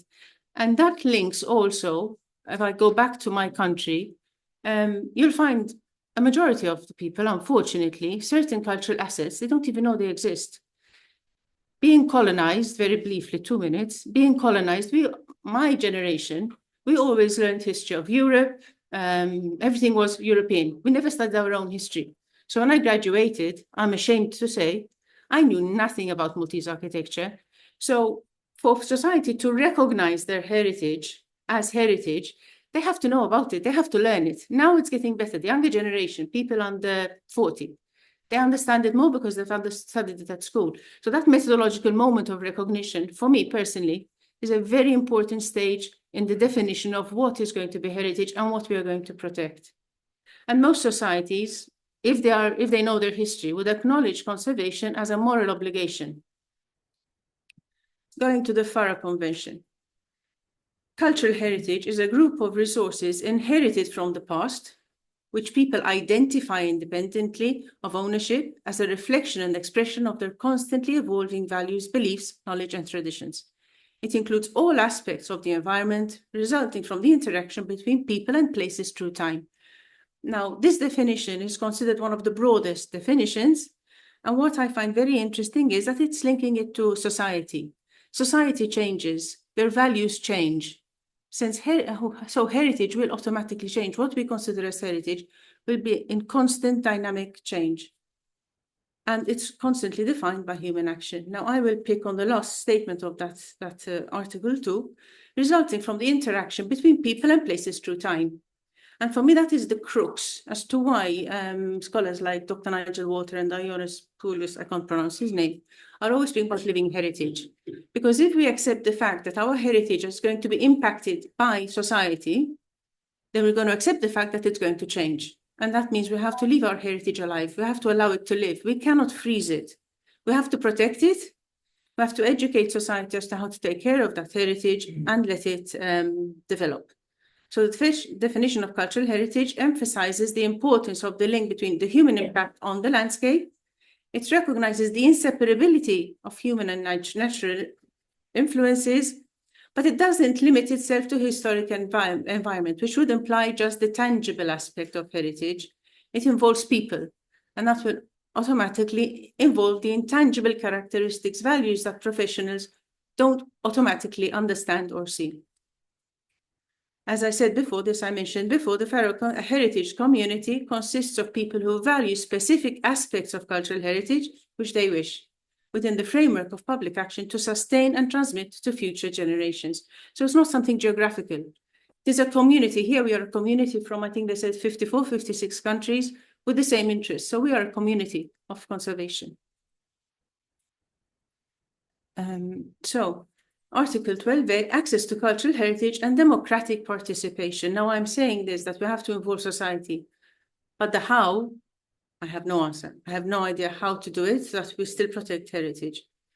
Everyone is encouraged to participate in the process of identification, study, interpretation, protection, conservation, which the cultural heritage represents. It is a society, heritage is a resource that society relates to. And if you see any definition of conservation, we always say for future generation. So we cannot ignore society. We have to include them because at the end of the day, it is for them that we are doing it. So as society changes, values will change, and hence what is considered as heritage will change because society will bring to light maybe more heritage.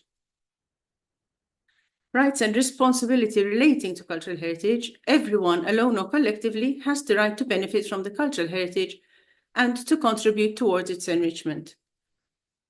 So if conservation is carried out, as I said before, for future generation, it is only right to consider society. Finally, cultural heritage law policies recognize the public interest associated with elements of cultural heritage in accordance with their importance to society.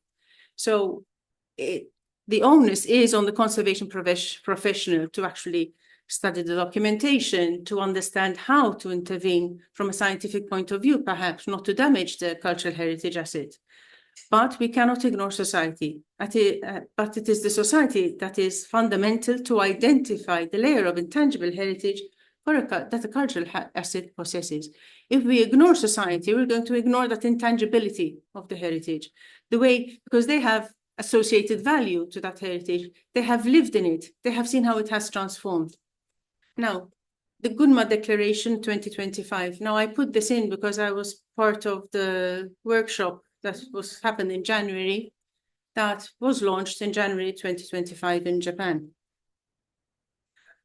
It happened in January. So it spoke about heritage ecosystems. And to be honest, even when I heard about heritage ecosystems, I couldn't really understand what ecosystems was, because ecology for me is something else.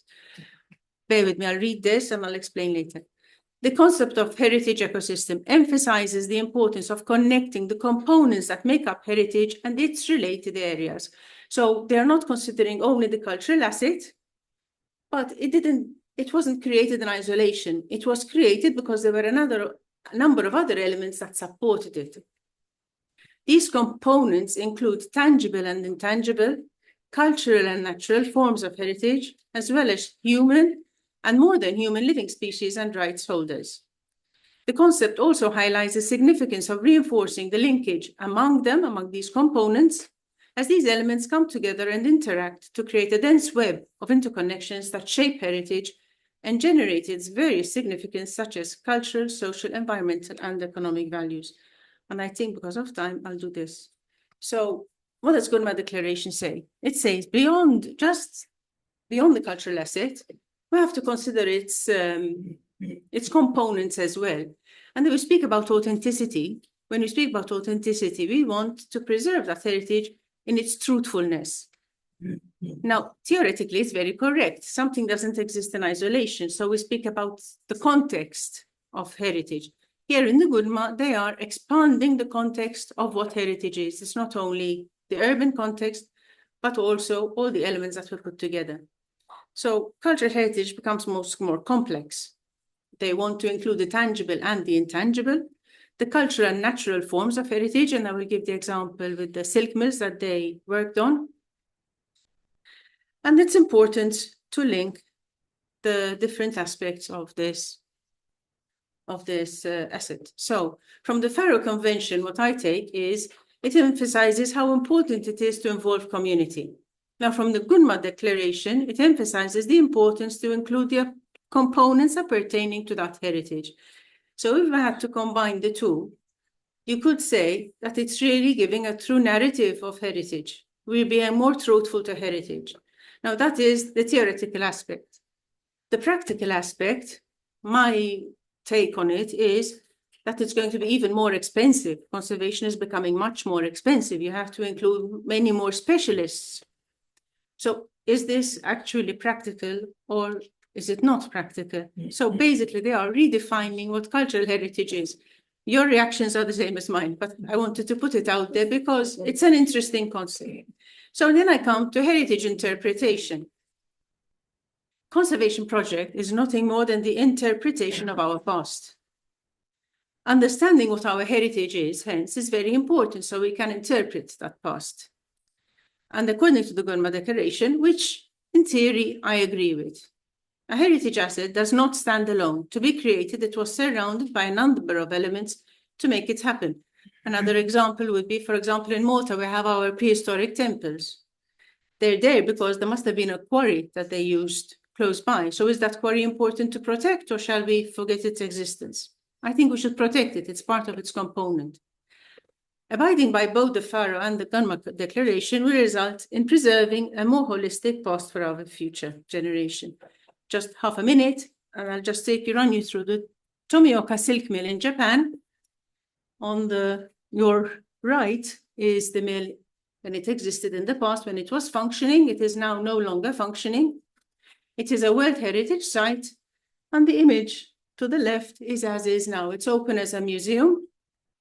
And this is the Tomioka silk mill, which we visited. And you can see in the images, the bottom one there, the machinery is covered in a sort of plastic to protect it.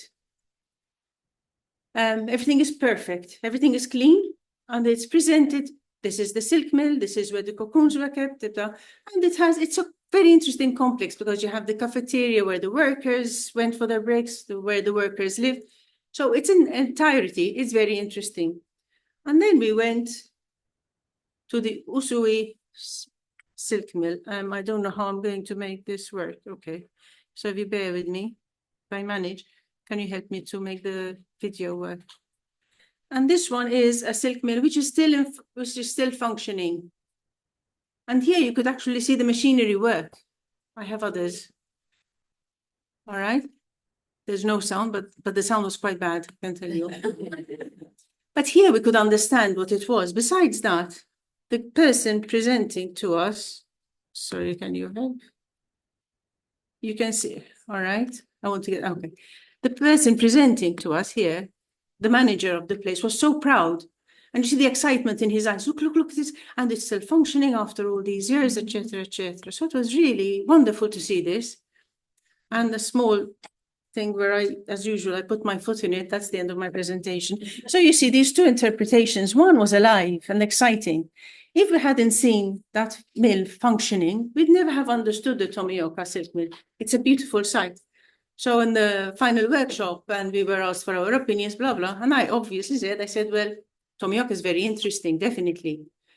And I said, but the other one was much more exciting because I could understand how the machinery worked. And there was the manager of Tomioka silk mill. She told me, there is nothing wrong with the Tomioka silk mill. I thought, I'm not saying there's anything wrong.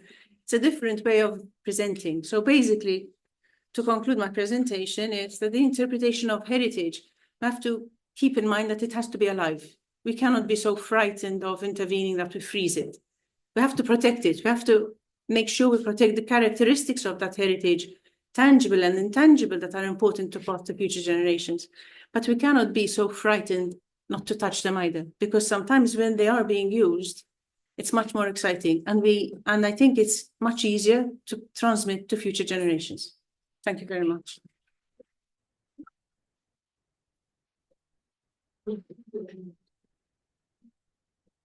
Now, dear colleagues who are trying to join virtually with Greece. Hello.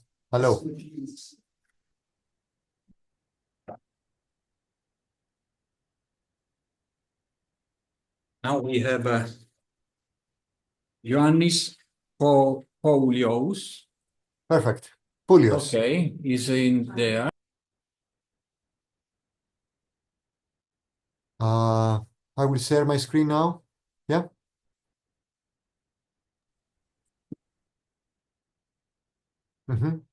Perfect.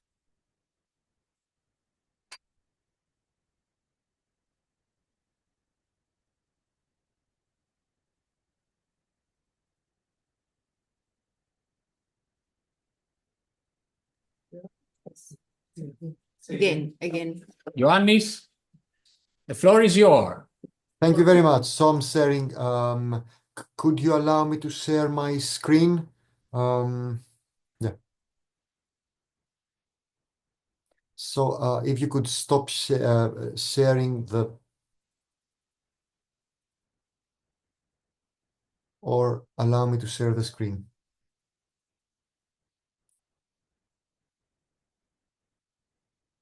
Allow multiple presenters sharing for this meeting, or just stop sharing the one so that I can share the other. Mine.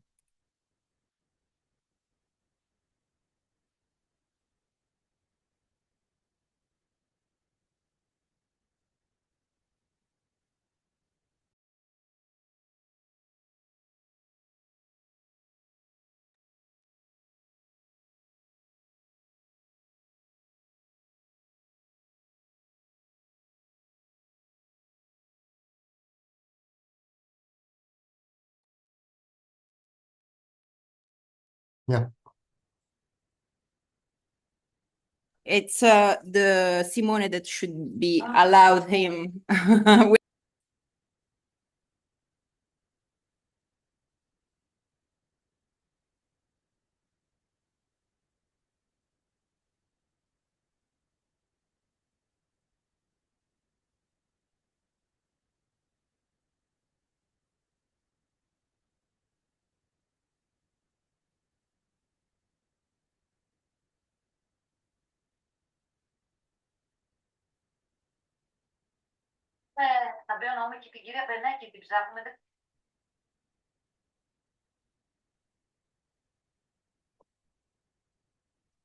Big. Now repeat. Perfect. So, yeah, thank you very much for being with you, for inviting me, and for being very happy that I'm with you. So the title of the presentation is the conservation process democratic? Challenging established approaches to stakeholder involvement. Some of the issues have already been addressed, so I will pass through them very quickly in order to focus on some issues that are new to our discussion, to develop our discussion. The structure, the presentation consists of 3 parts. First of all, development of conservation, focusing on discontinuity and material. Second, what has been called as democratization of conservation, focusing on values, and then towards non-democratic approaches to conservation, focusing on living heritage. So the conservation, the discipline of conservation, yes, 19th century, 1964, 1972, World Heritage Conservation. The aim was the preservation of the past, attached to the material, authenticity, and the authority was in the hands of the heritage professionals who made laws, excavated, recreated, consumed through tourism gaze, promoted to the public. Education has already been these issues have already been focusing, something from Thessaloniki, something from the Acropolis, and something else from the Acropolis. We see a poster of 1960s to 2000, same thing. And we see that through these diagrams, it's only conservation professionals protecting the material of the site. The concerns of this material-based conservative approach towards conservation has to do that it was outside the cultural traditions of local communities. Michel Foucault talked about heterotopia. It was developed by Western cultures that had lost their original connection with sites. So there was a discontinuity between the monuments of the past and the communities of the present. And also it was imposed upon non-Western cultures and through Western imagination in a neo-colonial context, etc., communities dislocated, traditional care interrupted. The point that I would like to stress here is that if the discipline of conservation was born some centuries ago, a very large part, a very large cultural part of what we call today cultural heritage would have been lost because it would have never been allowed to be created in the first place because of this emphasis on the preservation of existing material and freezing of the past. So this is the message that I want to convey from this part. And then we had World Heritage categories, World Heritage versus non-World Heritage, outstanding universal value attached to authenticity versus non-outstanding, cultural sites versus natural sites and mixed sites. The past as an heterotopia, Giovanni Pannini, what is heterotopia? Now I'm going to the main part of the presentation. 1990s onwards, there has been some recent move that has been called democratization of conservation discipline, focusing on value. So we have the global strategy, narrow document on authenticity, that was a very big step, cultural landscapes, Barrow Charter, change, update of operational guidelines. All this talked about cultural diversity, stakeholders, values, try to emphasize non-Western communities, try to embrace traditional care. 2002 Budapest Declaration, the concept of sustainable development. 2014 NARA plus 20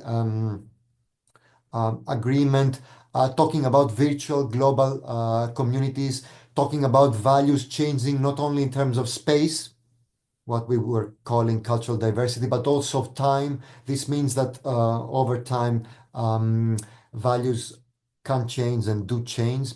And the emphasis was to embrace all stakeholders and all values.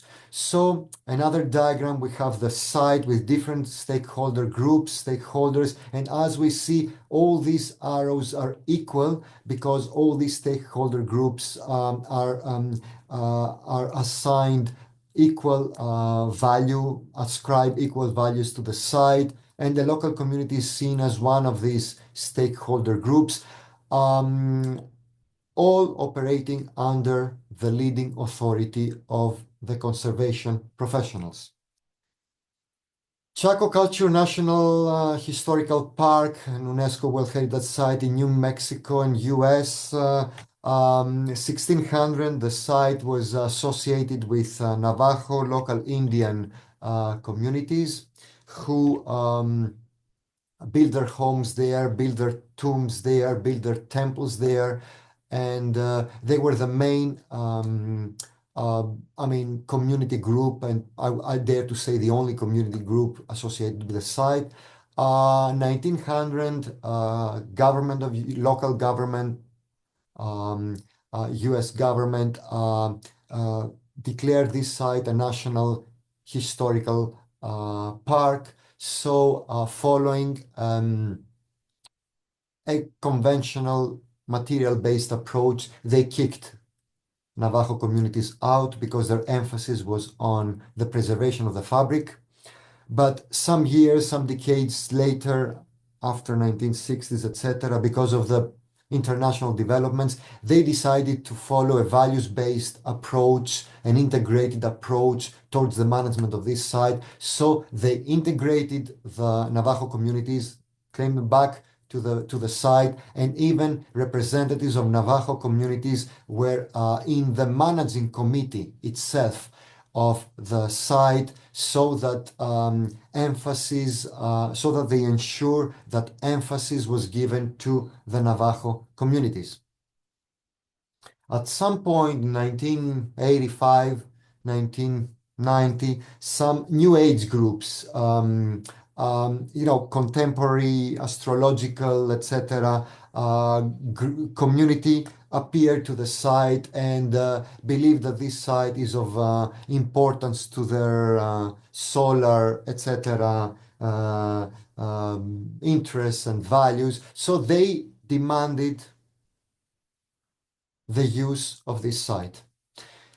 Now there was a conflict between Navajo communities who were there since 1600 and New Age groups who were there in 1990. Which of the two communities should be given priority?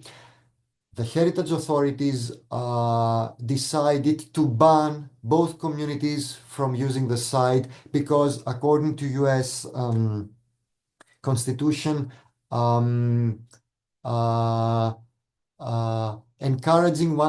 one community and not rejecting another community to use the site similar purposes would be a case of religious discrimination. So the safest solution was to ban both communities from using the site. This example, poor Navajo community. So this example shows that even when we're trying to apply this values-based approach system, the leading authority is still the heritage authorities, and sometimes we end up making the same, taking the same solutions because based on our leading authority and the same values with a material-based approach. So the concerns is embracing all stakeholders and all values. Can we make everybody happy? This is impossible in life. Second question, are all these stakeholders and all these values equal? In cases of disagreement, which will certainly be the case, what are the criteria to judge the one against the other? Another very important point that we tend to forget is value what each stakeholder claims, which means that today is Thursday. I am of this opinion. If you ask me on some elements, on some issues, in 1 or 2 years, I might change my opinion. So is value what each stakeholder claims right now? Then when we talk about future generations, is there any possible way to understand what really future generations value? Is there any specific way that we can monitor virtual global communities using social media, etc.? And the key questions is, who does the mapping, assessment, decision-making of stakeholders and values? It is still the heritage authorities. What is the relationship between values and significance? What is the relationship between mapping values and then jumping on to defining the significance of this place? What happens between the two? Because the mapping of the values is a very subjective process, but claiming the significance out of the values is an arbitrary process because of the leading role of the heritage authorities. And also this leading role of the heritage authorities is a very problematic role. Who gave them this leading authority? Throughout the history, throughout the world history, before 1800, there were always heritage authority, what we call today people who would conserve, protect heritage. They never had the most significant role. There was a religious leader, a traditional leader who were employing these people to take care of heritage. Stakeholder is a problematic concept. Who names them as such? The heritage authorities. And in fact, stakeholder is a way for the heritage authorities to further enhance and justify in an ideological way their own leading power. And all this democratization, embracing of stakeholders is a problematic concept. May we ask ourselves, how many communities, how many cultures, religions, traditional societies, name them, were democratic before 1800? This means that this modern concept of democracy was never applied, was never followed before 1800. This means that all this heritage has been created, has been involved, has been protected up to 1800, and in some cases even up to now, following a non-democratic system. When it comes to local community, local community is treated as the same as all stakeholder groups, or giving some kind of priority in theoretical and abstract terms, but how this priority can be justified in practical terms. Nobody talks about that. Local community and traditional care are embraced in the way defined by heritage authorities, under the control of heritage authorities, and to the extent that conservation principles, discontinuity, material are not challenged.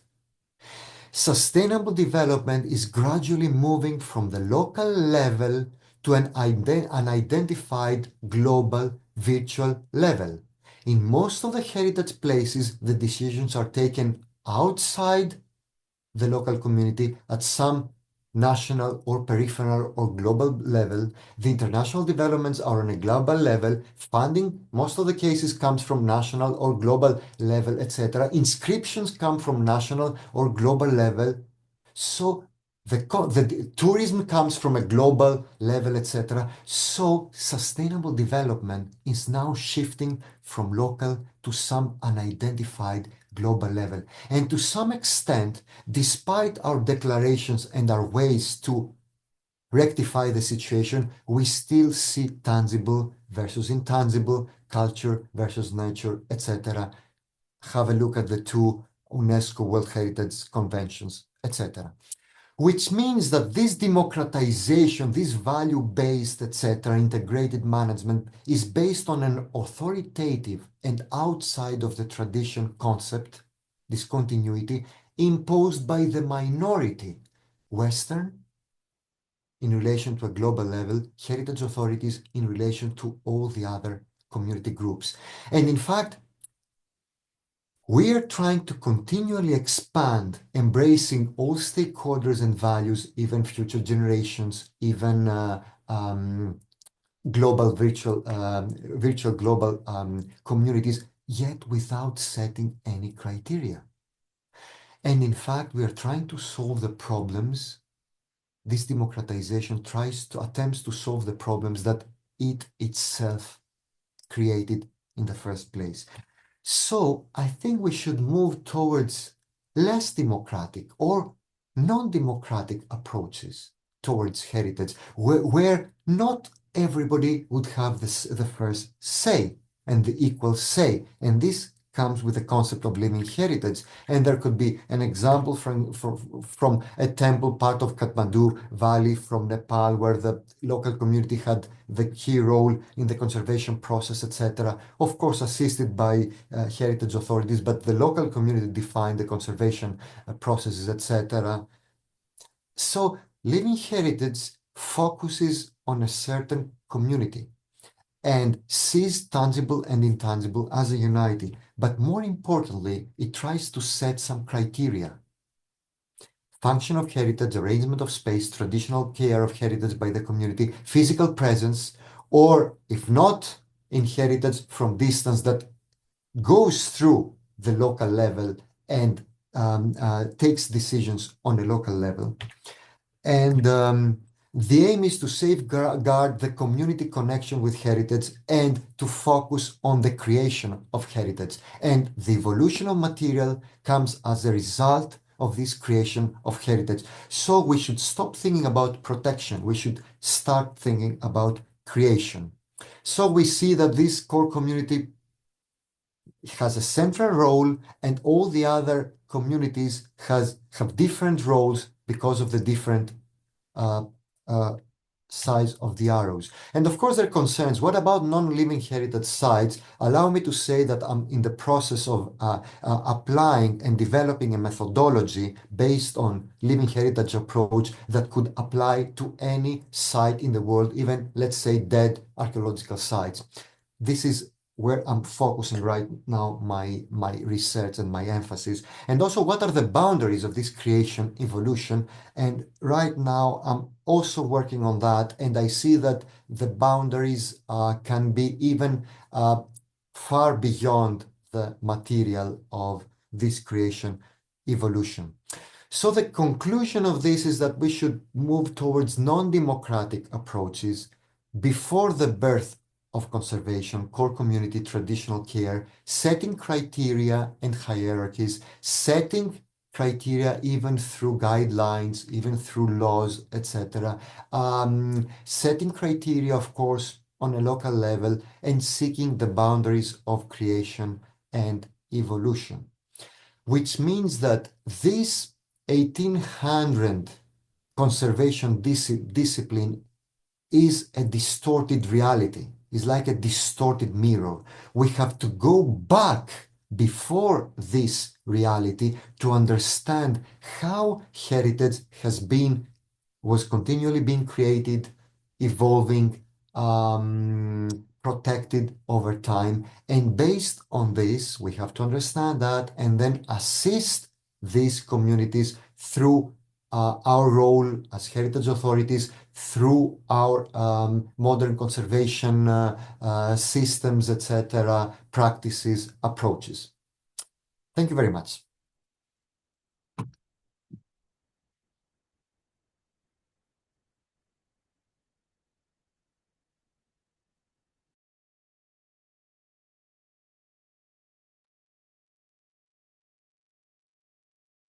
I would like to thank the organizers for inviting me and also Simone for coordinating the practical details. Thank you, Simone.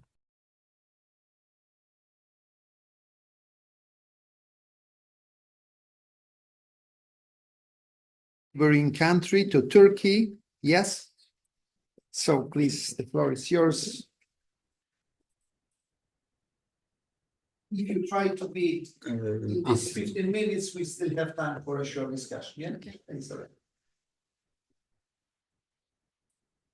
I worked 2 days to minimize my speech. Thanks a lot for that.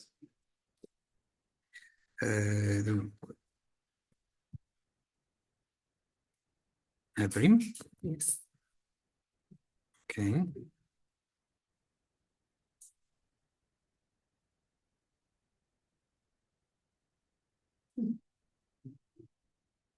It's huh?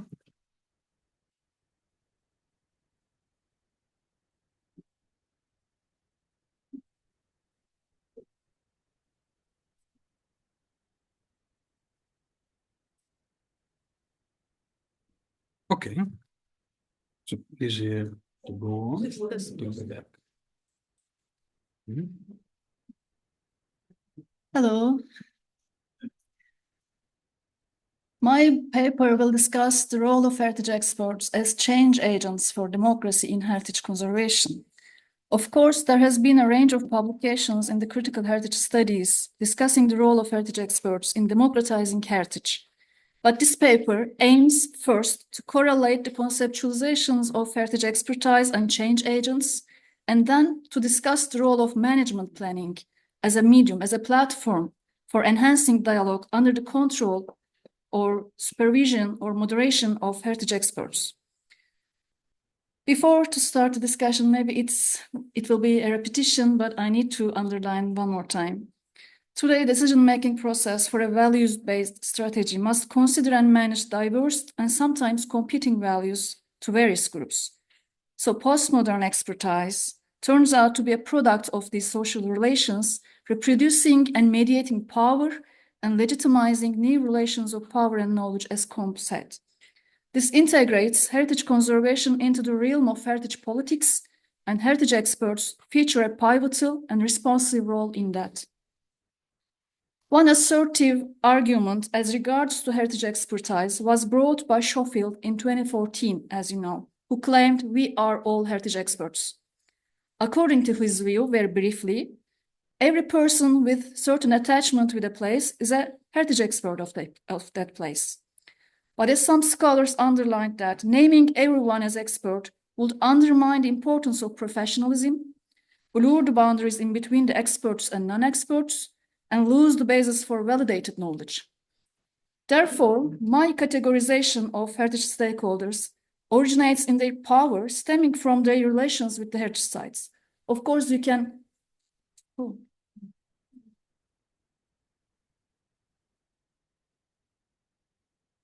It doesn't work.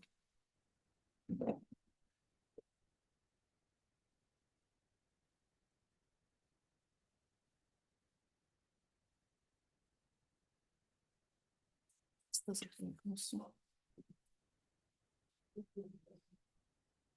Oh, you have come. Okay. I'm sorry. Okay. That's easier for me. So my categorization of expertise, heritage stakeholders, originates in their power stemming from their relation with the heritage sites. You can add new ones, delete or change the groups, etc. The first group, experts, of course, professionally trained in one of the relevant fields of so-called conservation science.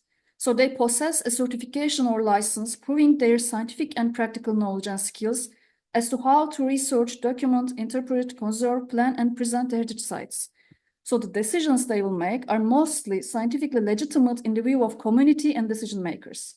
They hold what Merton calls cognitive authority, which is open to resistance or acceptance by non-key expert people. In cases that their judgments do not align with the site's circumstances or realities, then political credibility of decisions or experts may be jeopardized. Their colonizing power, as Habermas noted, should not be undermined either, as they might be internal policymakers in the bureaucracy to direct or manipulate decision-making processes. Category 2 comprises people who does not possess any certified expertise, but have been in relation with the site for a certain period of time, so holding historical and practical understanding about site's history, values, significance, or problems. This understanding does not only relate to the site, but also to the community dynamics. That's why we may call them experts of heritage sites. They hold a legitimate political power stemming from their position as being the main users and beneficiaries of the decisions and being a part of the social and economic dynamics within the sites. This power makes these people indispensable to the decision-making process today. The primary expertise of the people in Group 3 is not heritage conservation, but their scientific knowledge and skills in their own fields assist experts in fulfilling appropriate management of the sites. Increasing the opportunities to obtain reliable data and better understanding the cause and effect relations between different functions and actions will help the team define priority needs, reach reasonable and integrated decisions, and ensure efficient and effective use of resources. Therefore, their cognitive authority, of course, may help ensure political legitimacy of decisions by bridging gap between scientific necessities and local realities. The actors in category 4 are directly and legally responsible for their site or society-oriented actions as they govern the socio-spatial relations. This group holds colonizing power, which is politically legitimate maybe, legally legitimate maybe, but scientifically and politically open to agonism. The people in the final group are indirectly responsible for their site or society-oriented actions. They influence or change the way to govern socio-spatial relations. Their communicative power, stemming from fame or information tools they have, may affect the community support for change and may increase political legitimacy of expert decisions. Heritage experts need to consult and collaborate with few, more, or all stakeholders explained here, depending on the scale and scope of heritage conservation works. I consequently contend that heritage experts, as the category 1, today hold 3 main roles in heritage conservation. They are experts possessing knowledge and skills to find and apply proper solutions. They are facilitators who will first design and offer the negotiation platforms and reach the agreed and reasonable decisions out of this negotiation. And they are also the coordinators of the multidisciplinary teamwork who will oversee multidimensional and integrated considerations about heritage places. Then the question arises if heritage experts with their diverse responsibilities and roles may effectively manage the change toward more democratic heritage conservation. In other words, if heritage experts may act as change agents for democratizing heritage by advocating an application of democratic rules on the ground. The answer appears to revolve on a discussion for a practical solution, but involves the laying out a theoretical framework, I guess, for what constitutes a change agent and what is meant by democratizing heritage. The term change agent was first adopted in 1947 and defined as the helpers to improve the system and the people who undertake the responsibility of managing change in a specific system or structure. While the concept primarily pertains to organizational and institutional theories and behavioral science, local communities engaged in conservation activities can also be viewed as social systems structures characterized by social, cultural, economic, or emotional ties and relations. Also, it should be kept in mind that the effectiveness of heritage projects is highly contingent upon the organizational capacities and objectives that are shaped and developed by a collectivity of individual mindsets. A change agent can be either an internal person, like decision makers, managers, employees, staff, or users, or external persons, like consultants, plan project authors, academics, etc. I will apply for the taxonomy that Ottaway developed in 1983. He defined three main categories for change agents: generators, implementers, and adopters. Change, according to his view, is seen as a process that follows a chronology starting with the definition and adoption of a need for change, which is democracy, for example. He assumes that everyone is a change agent. A process involves every change agent. An agent can work under only one category, and it generally takes a long time to move from one category to another. And the number of change agents increases from the first to the last categories, meaning that the last category is more diffused in the society. Now I will have a break for discussing the heritage expertise and change agents, and I will explain my perspective as regards to the importance of management planning in heritage democracy. I principally argue that heritage management planning has the potential to provide the most holistic and effective platform for enhanced dialogue, as it being a governance tool through an interdisciplinary, contextual, comprehensive, community-led, process-based effort. As you know, it entails three basic phases in the making: analysis as data collection, assessing as data interpretation, and planning as decision-making. This process is followed by a cycle including implementation, monitoring, and revision. All these phases together constitute its completeness, so they are indispensable to the process. Dialogue is required in every step, which ultimately makes the plan a consensus document and makes the process a collaborative endeavor. Management planning is therefore a multi-actor process concurrently uniting numerous parties to define, implement, and oversee the integrated policies and actions at all scales, so requiring sustained and constant communication from preparation till revision. With these qualities, it provides the authority share between state and non-state, expert and non-expert, public and private, from local to international stakeholders in decision-making. By this way, only integration between different layers and different physical and non-physical aspects could be achieved. There is always a however. The politics of heritage is embedded in the overall process because this authority share does not necessarily mean to equitable distribution of power among stakeholders in any of the phases. Any participatory approach necessitates decisions regarding inclusion of or exclusion of specific stakeholders at various phases, so integrating the process into the realm of heritage politics one more time. There are both political and practical or pragmatic reasons for that. First of all, stakeholders cannot be treated in the same way, and they need to be categorized based on their power, responsibility, influence, interest, and degree of impact by the decisions. The political reasons emerge out of the decision maker's position to participation. As you all know, ladders of participation theories establish a connection between the technique and methodological choices which are impacted by political decisions.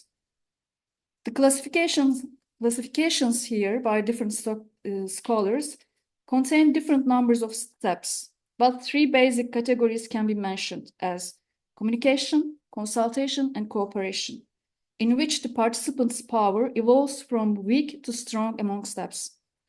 A management plan benefits from every participation level, but understanding dynamics within these preferences anticipates an understanding of the political behind these processes, which will affect the quality of democracy on the ground.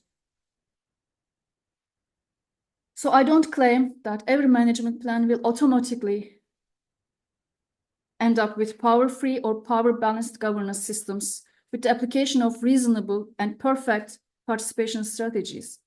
Heritage experts cannot independently transform long-standing power dynamics within societies either. But I strongly claim that management planning is a sizable platform to test the readiness, willingness, and capacities of the social systems as regards to more democratic heritage management, and maybe to initiate the change process with little but important steps. So, sorry, I need to pass this one. The table on the screen categorizes all stakeholders in the different roles they may take as change agents. These roles are aligned with their cognitive, political, or communicative power, as well as with their positions within the social systems. I argue that, I argue that Category 1 heritage expert is the only group who may act in all positions, according to Ottaway's taxonomy. Change generation may come mostly from external actors, while the adapters are mostly the internal heritage experts and decision makers. The below table also relates the change agent positions of Category 1 experts to 3 main roles they may take, I explained previously. In other words, heritage experts may hold every change agent position due to their different roles in the process. I present here some examples as regards to different change agent profiles from some management planning cases in Turkey. What these cases demonstrated us that many of the change agents in Türkiye are internal or external heritage experts trained and experienced in heritage field, while some of them also acted as decision makers within bureaucracy. These agents took part mostly in change generation and implementation stages. However, process of change for heritage democracy at the grassroots in some of these cases is seized due to the absence of change agents in the change adopting stage, in the last stage. So departing from the theoretical discussion and Turkish examples, the followings are some of my inferences to increase the effectiveness of dialogue to build heritage democracy with the support of heritage experts. Management plan processes start generally with hiring of an external heritage expert or consultant to start the change. These external consultants are not bound by the structures, culture, politics, or traditions. So they can bring a different perspective to the situation and challenge the status quo, as Lunenburg noted. This can be a disadvantage, however, because they lack an understanding about the structure. To offset this from the outset, external experts should be paired with internal heritage experts who will act later as internal implementers or early adopters. These peoples are generally the branch managers or the staff of relevant departments who will implement the management plan, advocate the need for further communication among partners, fulfill the tasks related to participation in the implementation and monitoring stages. A process is initiated primarily by the formation of a political will that recognizes the value of these works. But the process should be the purpose should be establish mechanisms to build, organize, sustain, strengthen, and whenever needed, revive the motivation for change. External experts as change agents should claim the need for institutionalization of communication platforms to be transformed into legal mechanisms as part of existing organizations. These mechanisms will later bind the managers and experts to adoption process. External experts, whenever needed or asked, should continue their roles as demonstrators and defenders in the adoption stage.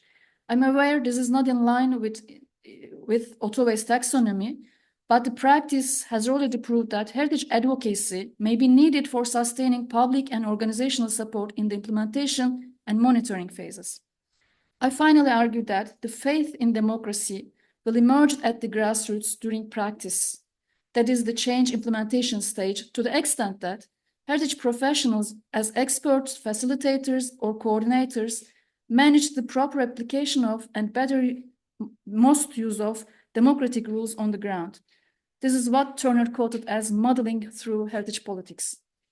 It is therefore essential to make decisions rationally and to validate the choices made for both mitigating biases and political disparities affecting certain groups, and at the same time reaching desired and quality outputs. Participation is not an accident or random occurrence, and pragmatism is essential. So the process needs site-specific strategy for the right mix of expertise, power, and responsibility in relevant phases. The experts also apply methodologies to guide, facilitate, and manage the deliberations on the ground. These methodologies may vary from narrow to wider, from direct to indirect, from passive to interactive, from formal to informal, from traditional to digital options. Each method works for different purposes and targeted outputs. Thus, depending on the wide range of local conditions, the team should select and implement appropriate methods at key stages. The meeting formations play also a decisive role in the quality of translation of communication into outputs, and the choice of platforms may influence power relations during deliberations. Whatever the platforms are, the facilitators also need to tackle some sort of practical issues such as time management, conflict resolutions, analytical thinking, creative solutions, language barriers, etc. All these considerations require the experts be equipped with new knowledge, skills, and competencies in participation design and moderation. This expertise is now part of heritage diplomacy and politics that we are all struggling through in the practice more than before. So the university curriculum definitely needs update to include communication and participation management skills and techniques for values-based heritage management, I guess. If heritage experts are not trained in this way, then consulting relevant experts is a task of a change agent who assume the responsibility of a change process for democracy. By this way, change process can be turned into a learning environment for all to be benefited for the later cycles or experiences. These are the keynotes for my contribution to the discussion. A more elaborated discussion will be presented in the final manuscript. Thank you for your attention.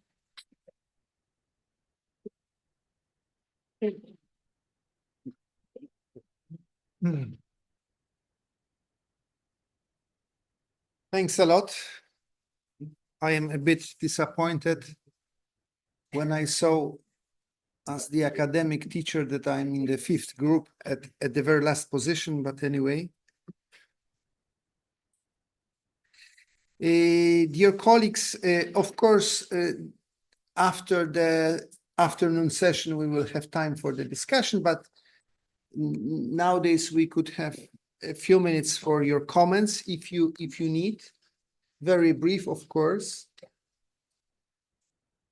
And to start that discussion, I would like to raise the only one question. Are you sure?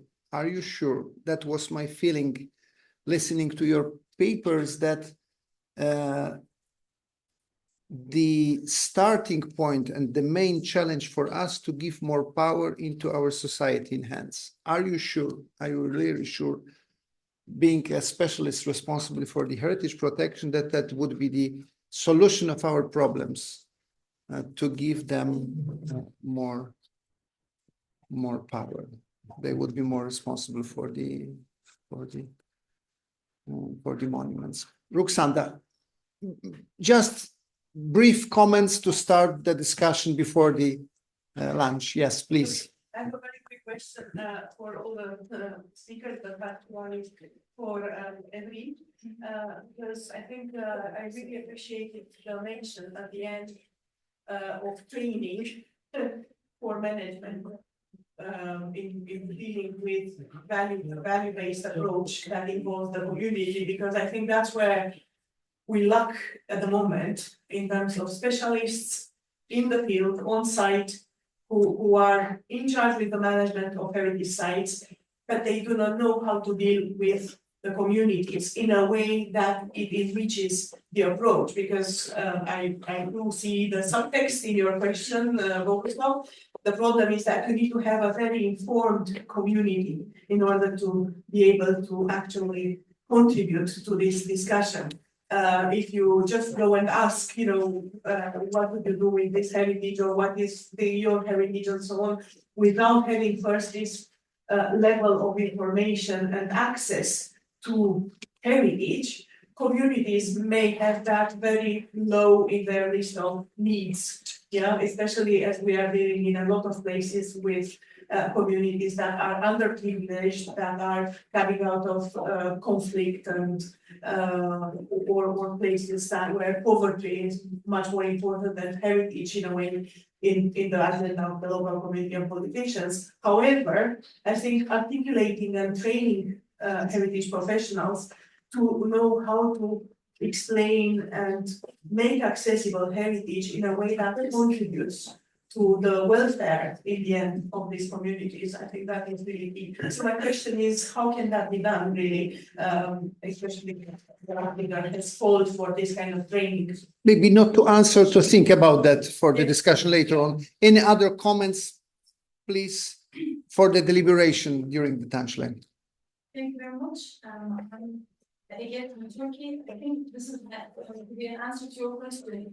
Can we really share the power with non-experts? I think there are two reasons why we can't escape this. One is the ethics, the human rights aspect, and the reality. We cannot do it without them. And I want to maybe speak on two experience points, but maybe it's too early to take a little time, or I'll try to be very short. One is our Pirkovič experience with sustainable development. Heritage and culture people are not at the decision-making tables of development processes, and people don't take us seriously enough. So our communication skills are not enough yet. And secondly, I'm one of the change agents that Evrim mentioned in a small town in Turkey. So I'm here as the living example of a case study. America, thank you. I kind of saw that my role as an administrator and expert was not going anywhere, and I needed to dig into the community, and I became part of the community, like an insider, like a spy, like espionage, living with the tribe for a few years, kind of anthropological view. Yes. And it was very educational, and it just showed how difficult our work is. But we have to work hard. Of course, that point of view is clear, but please remember about the consequences of that point of view.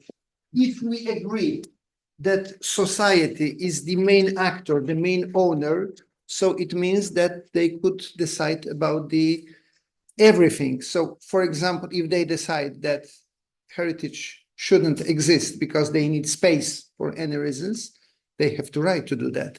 We were discussing that issue many times during this conference, and I would like only to recall that the difference between monuments and the heritage. That's the difference. Heritage is always rooted with the owners. Heritage is mine or yours or someone else, yes?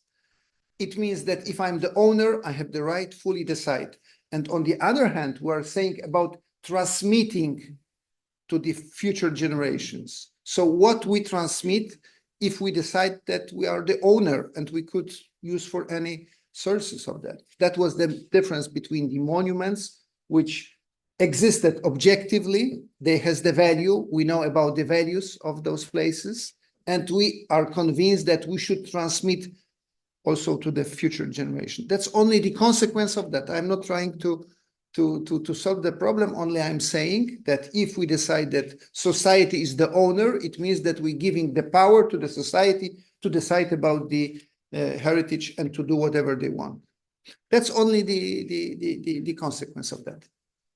Last voice before the lunch. I will briefly answer the question.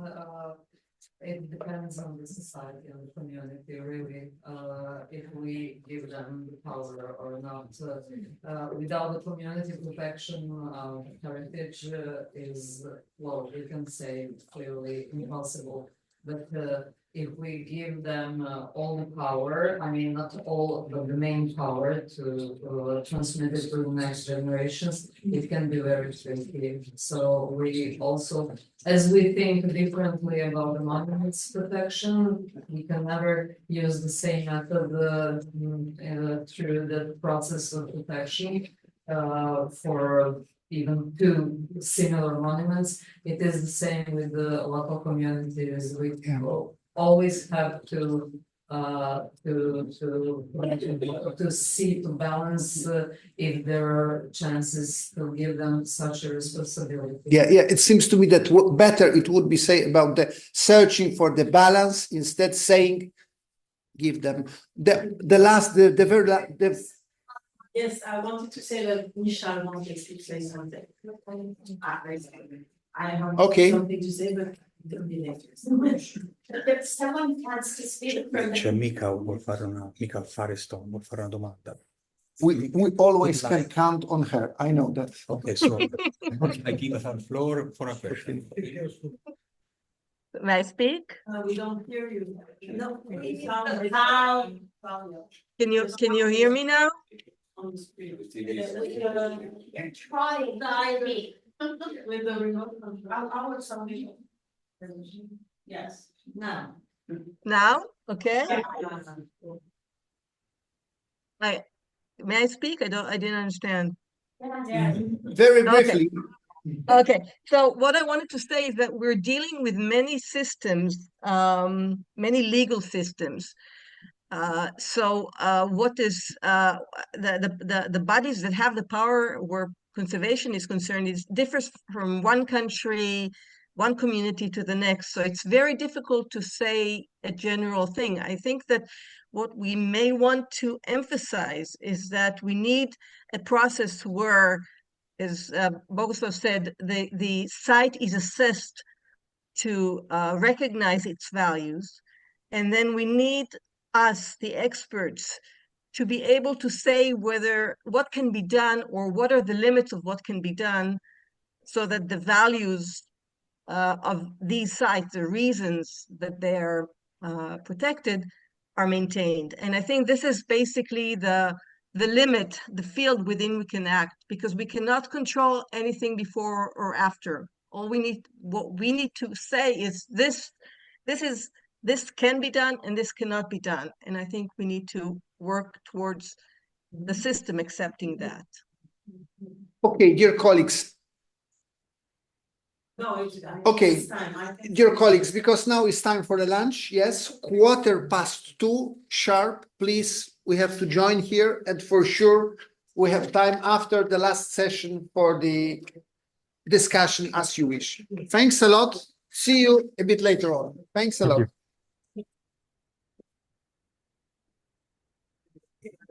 Dear colleagues, probably you could leave your languages here, of course.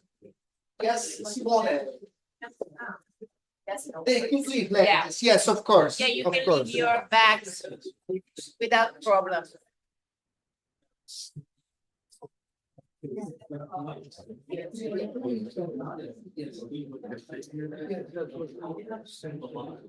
Yes.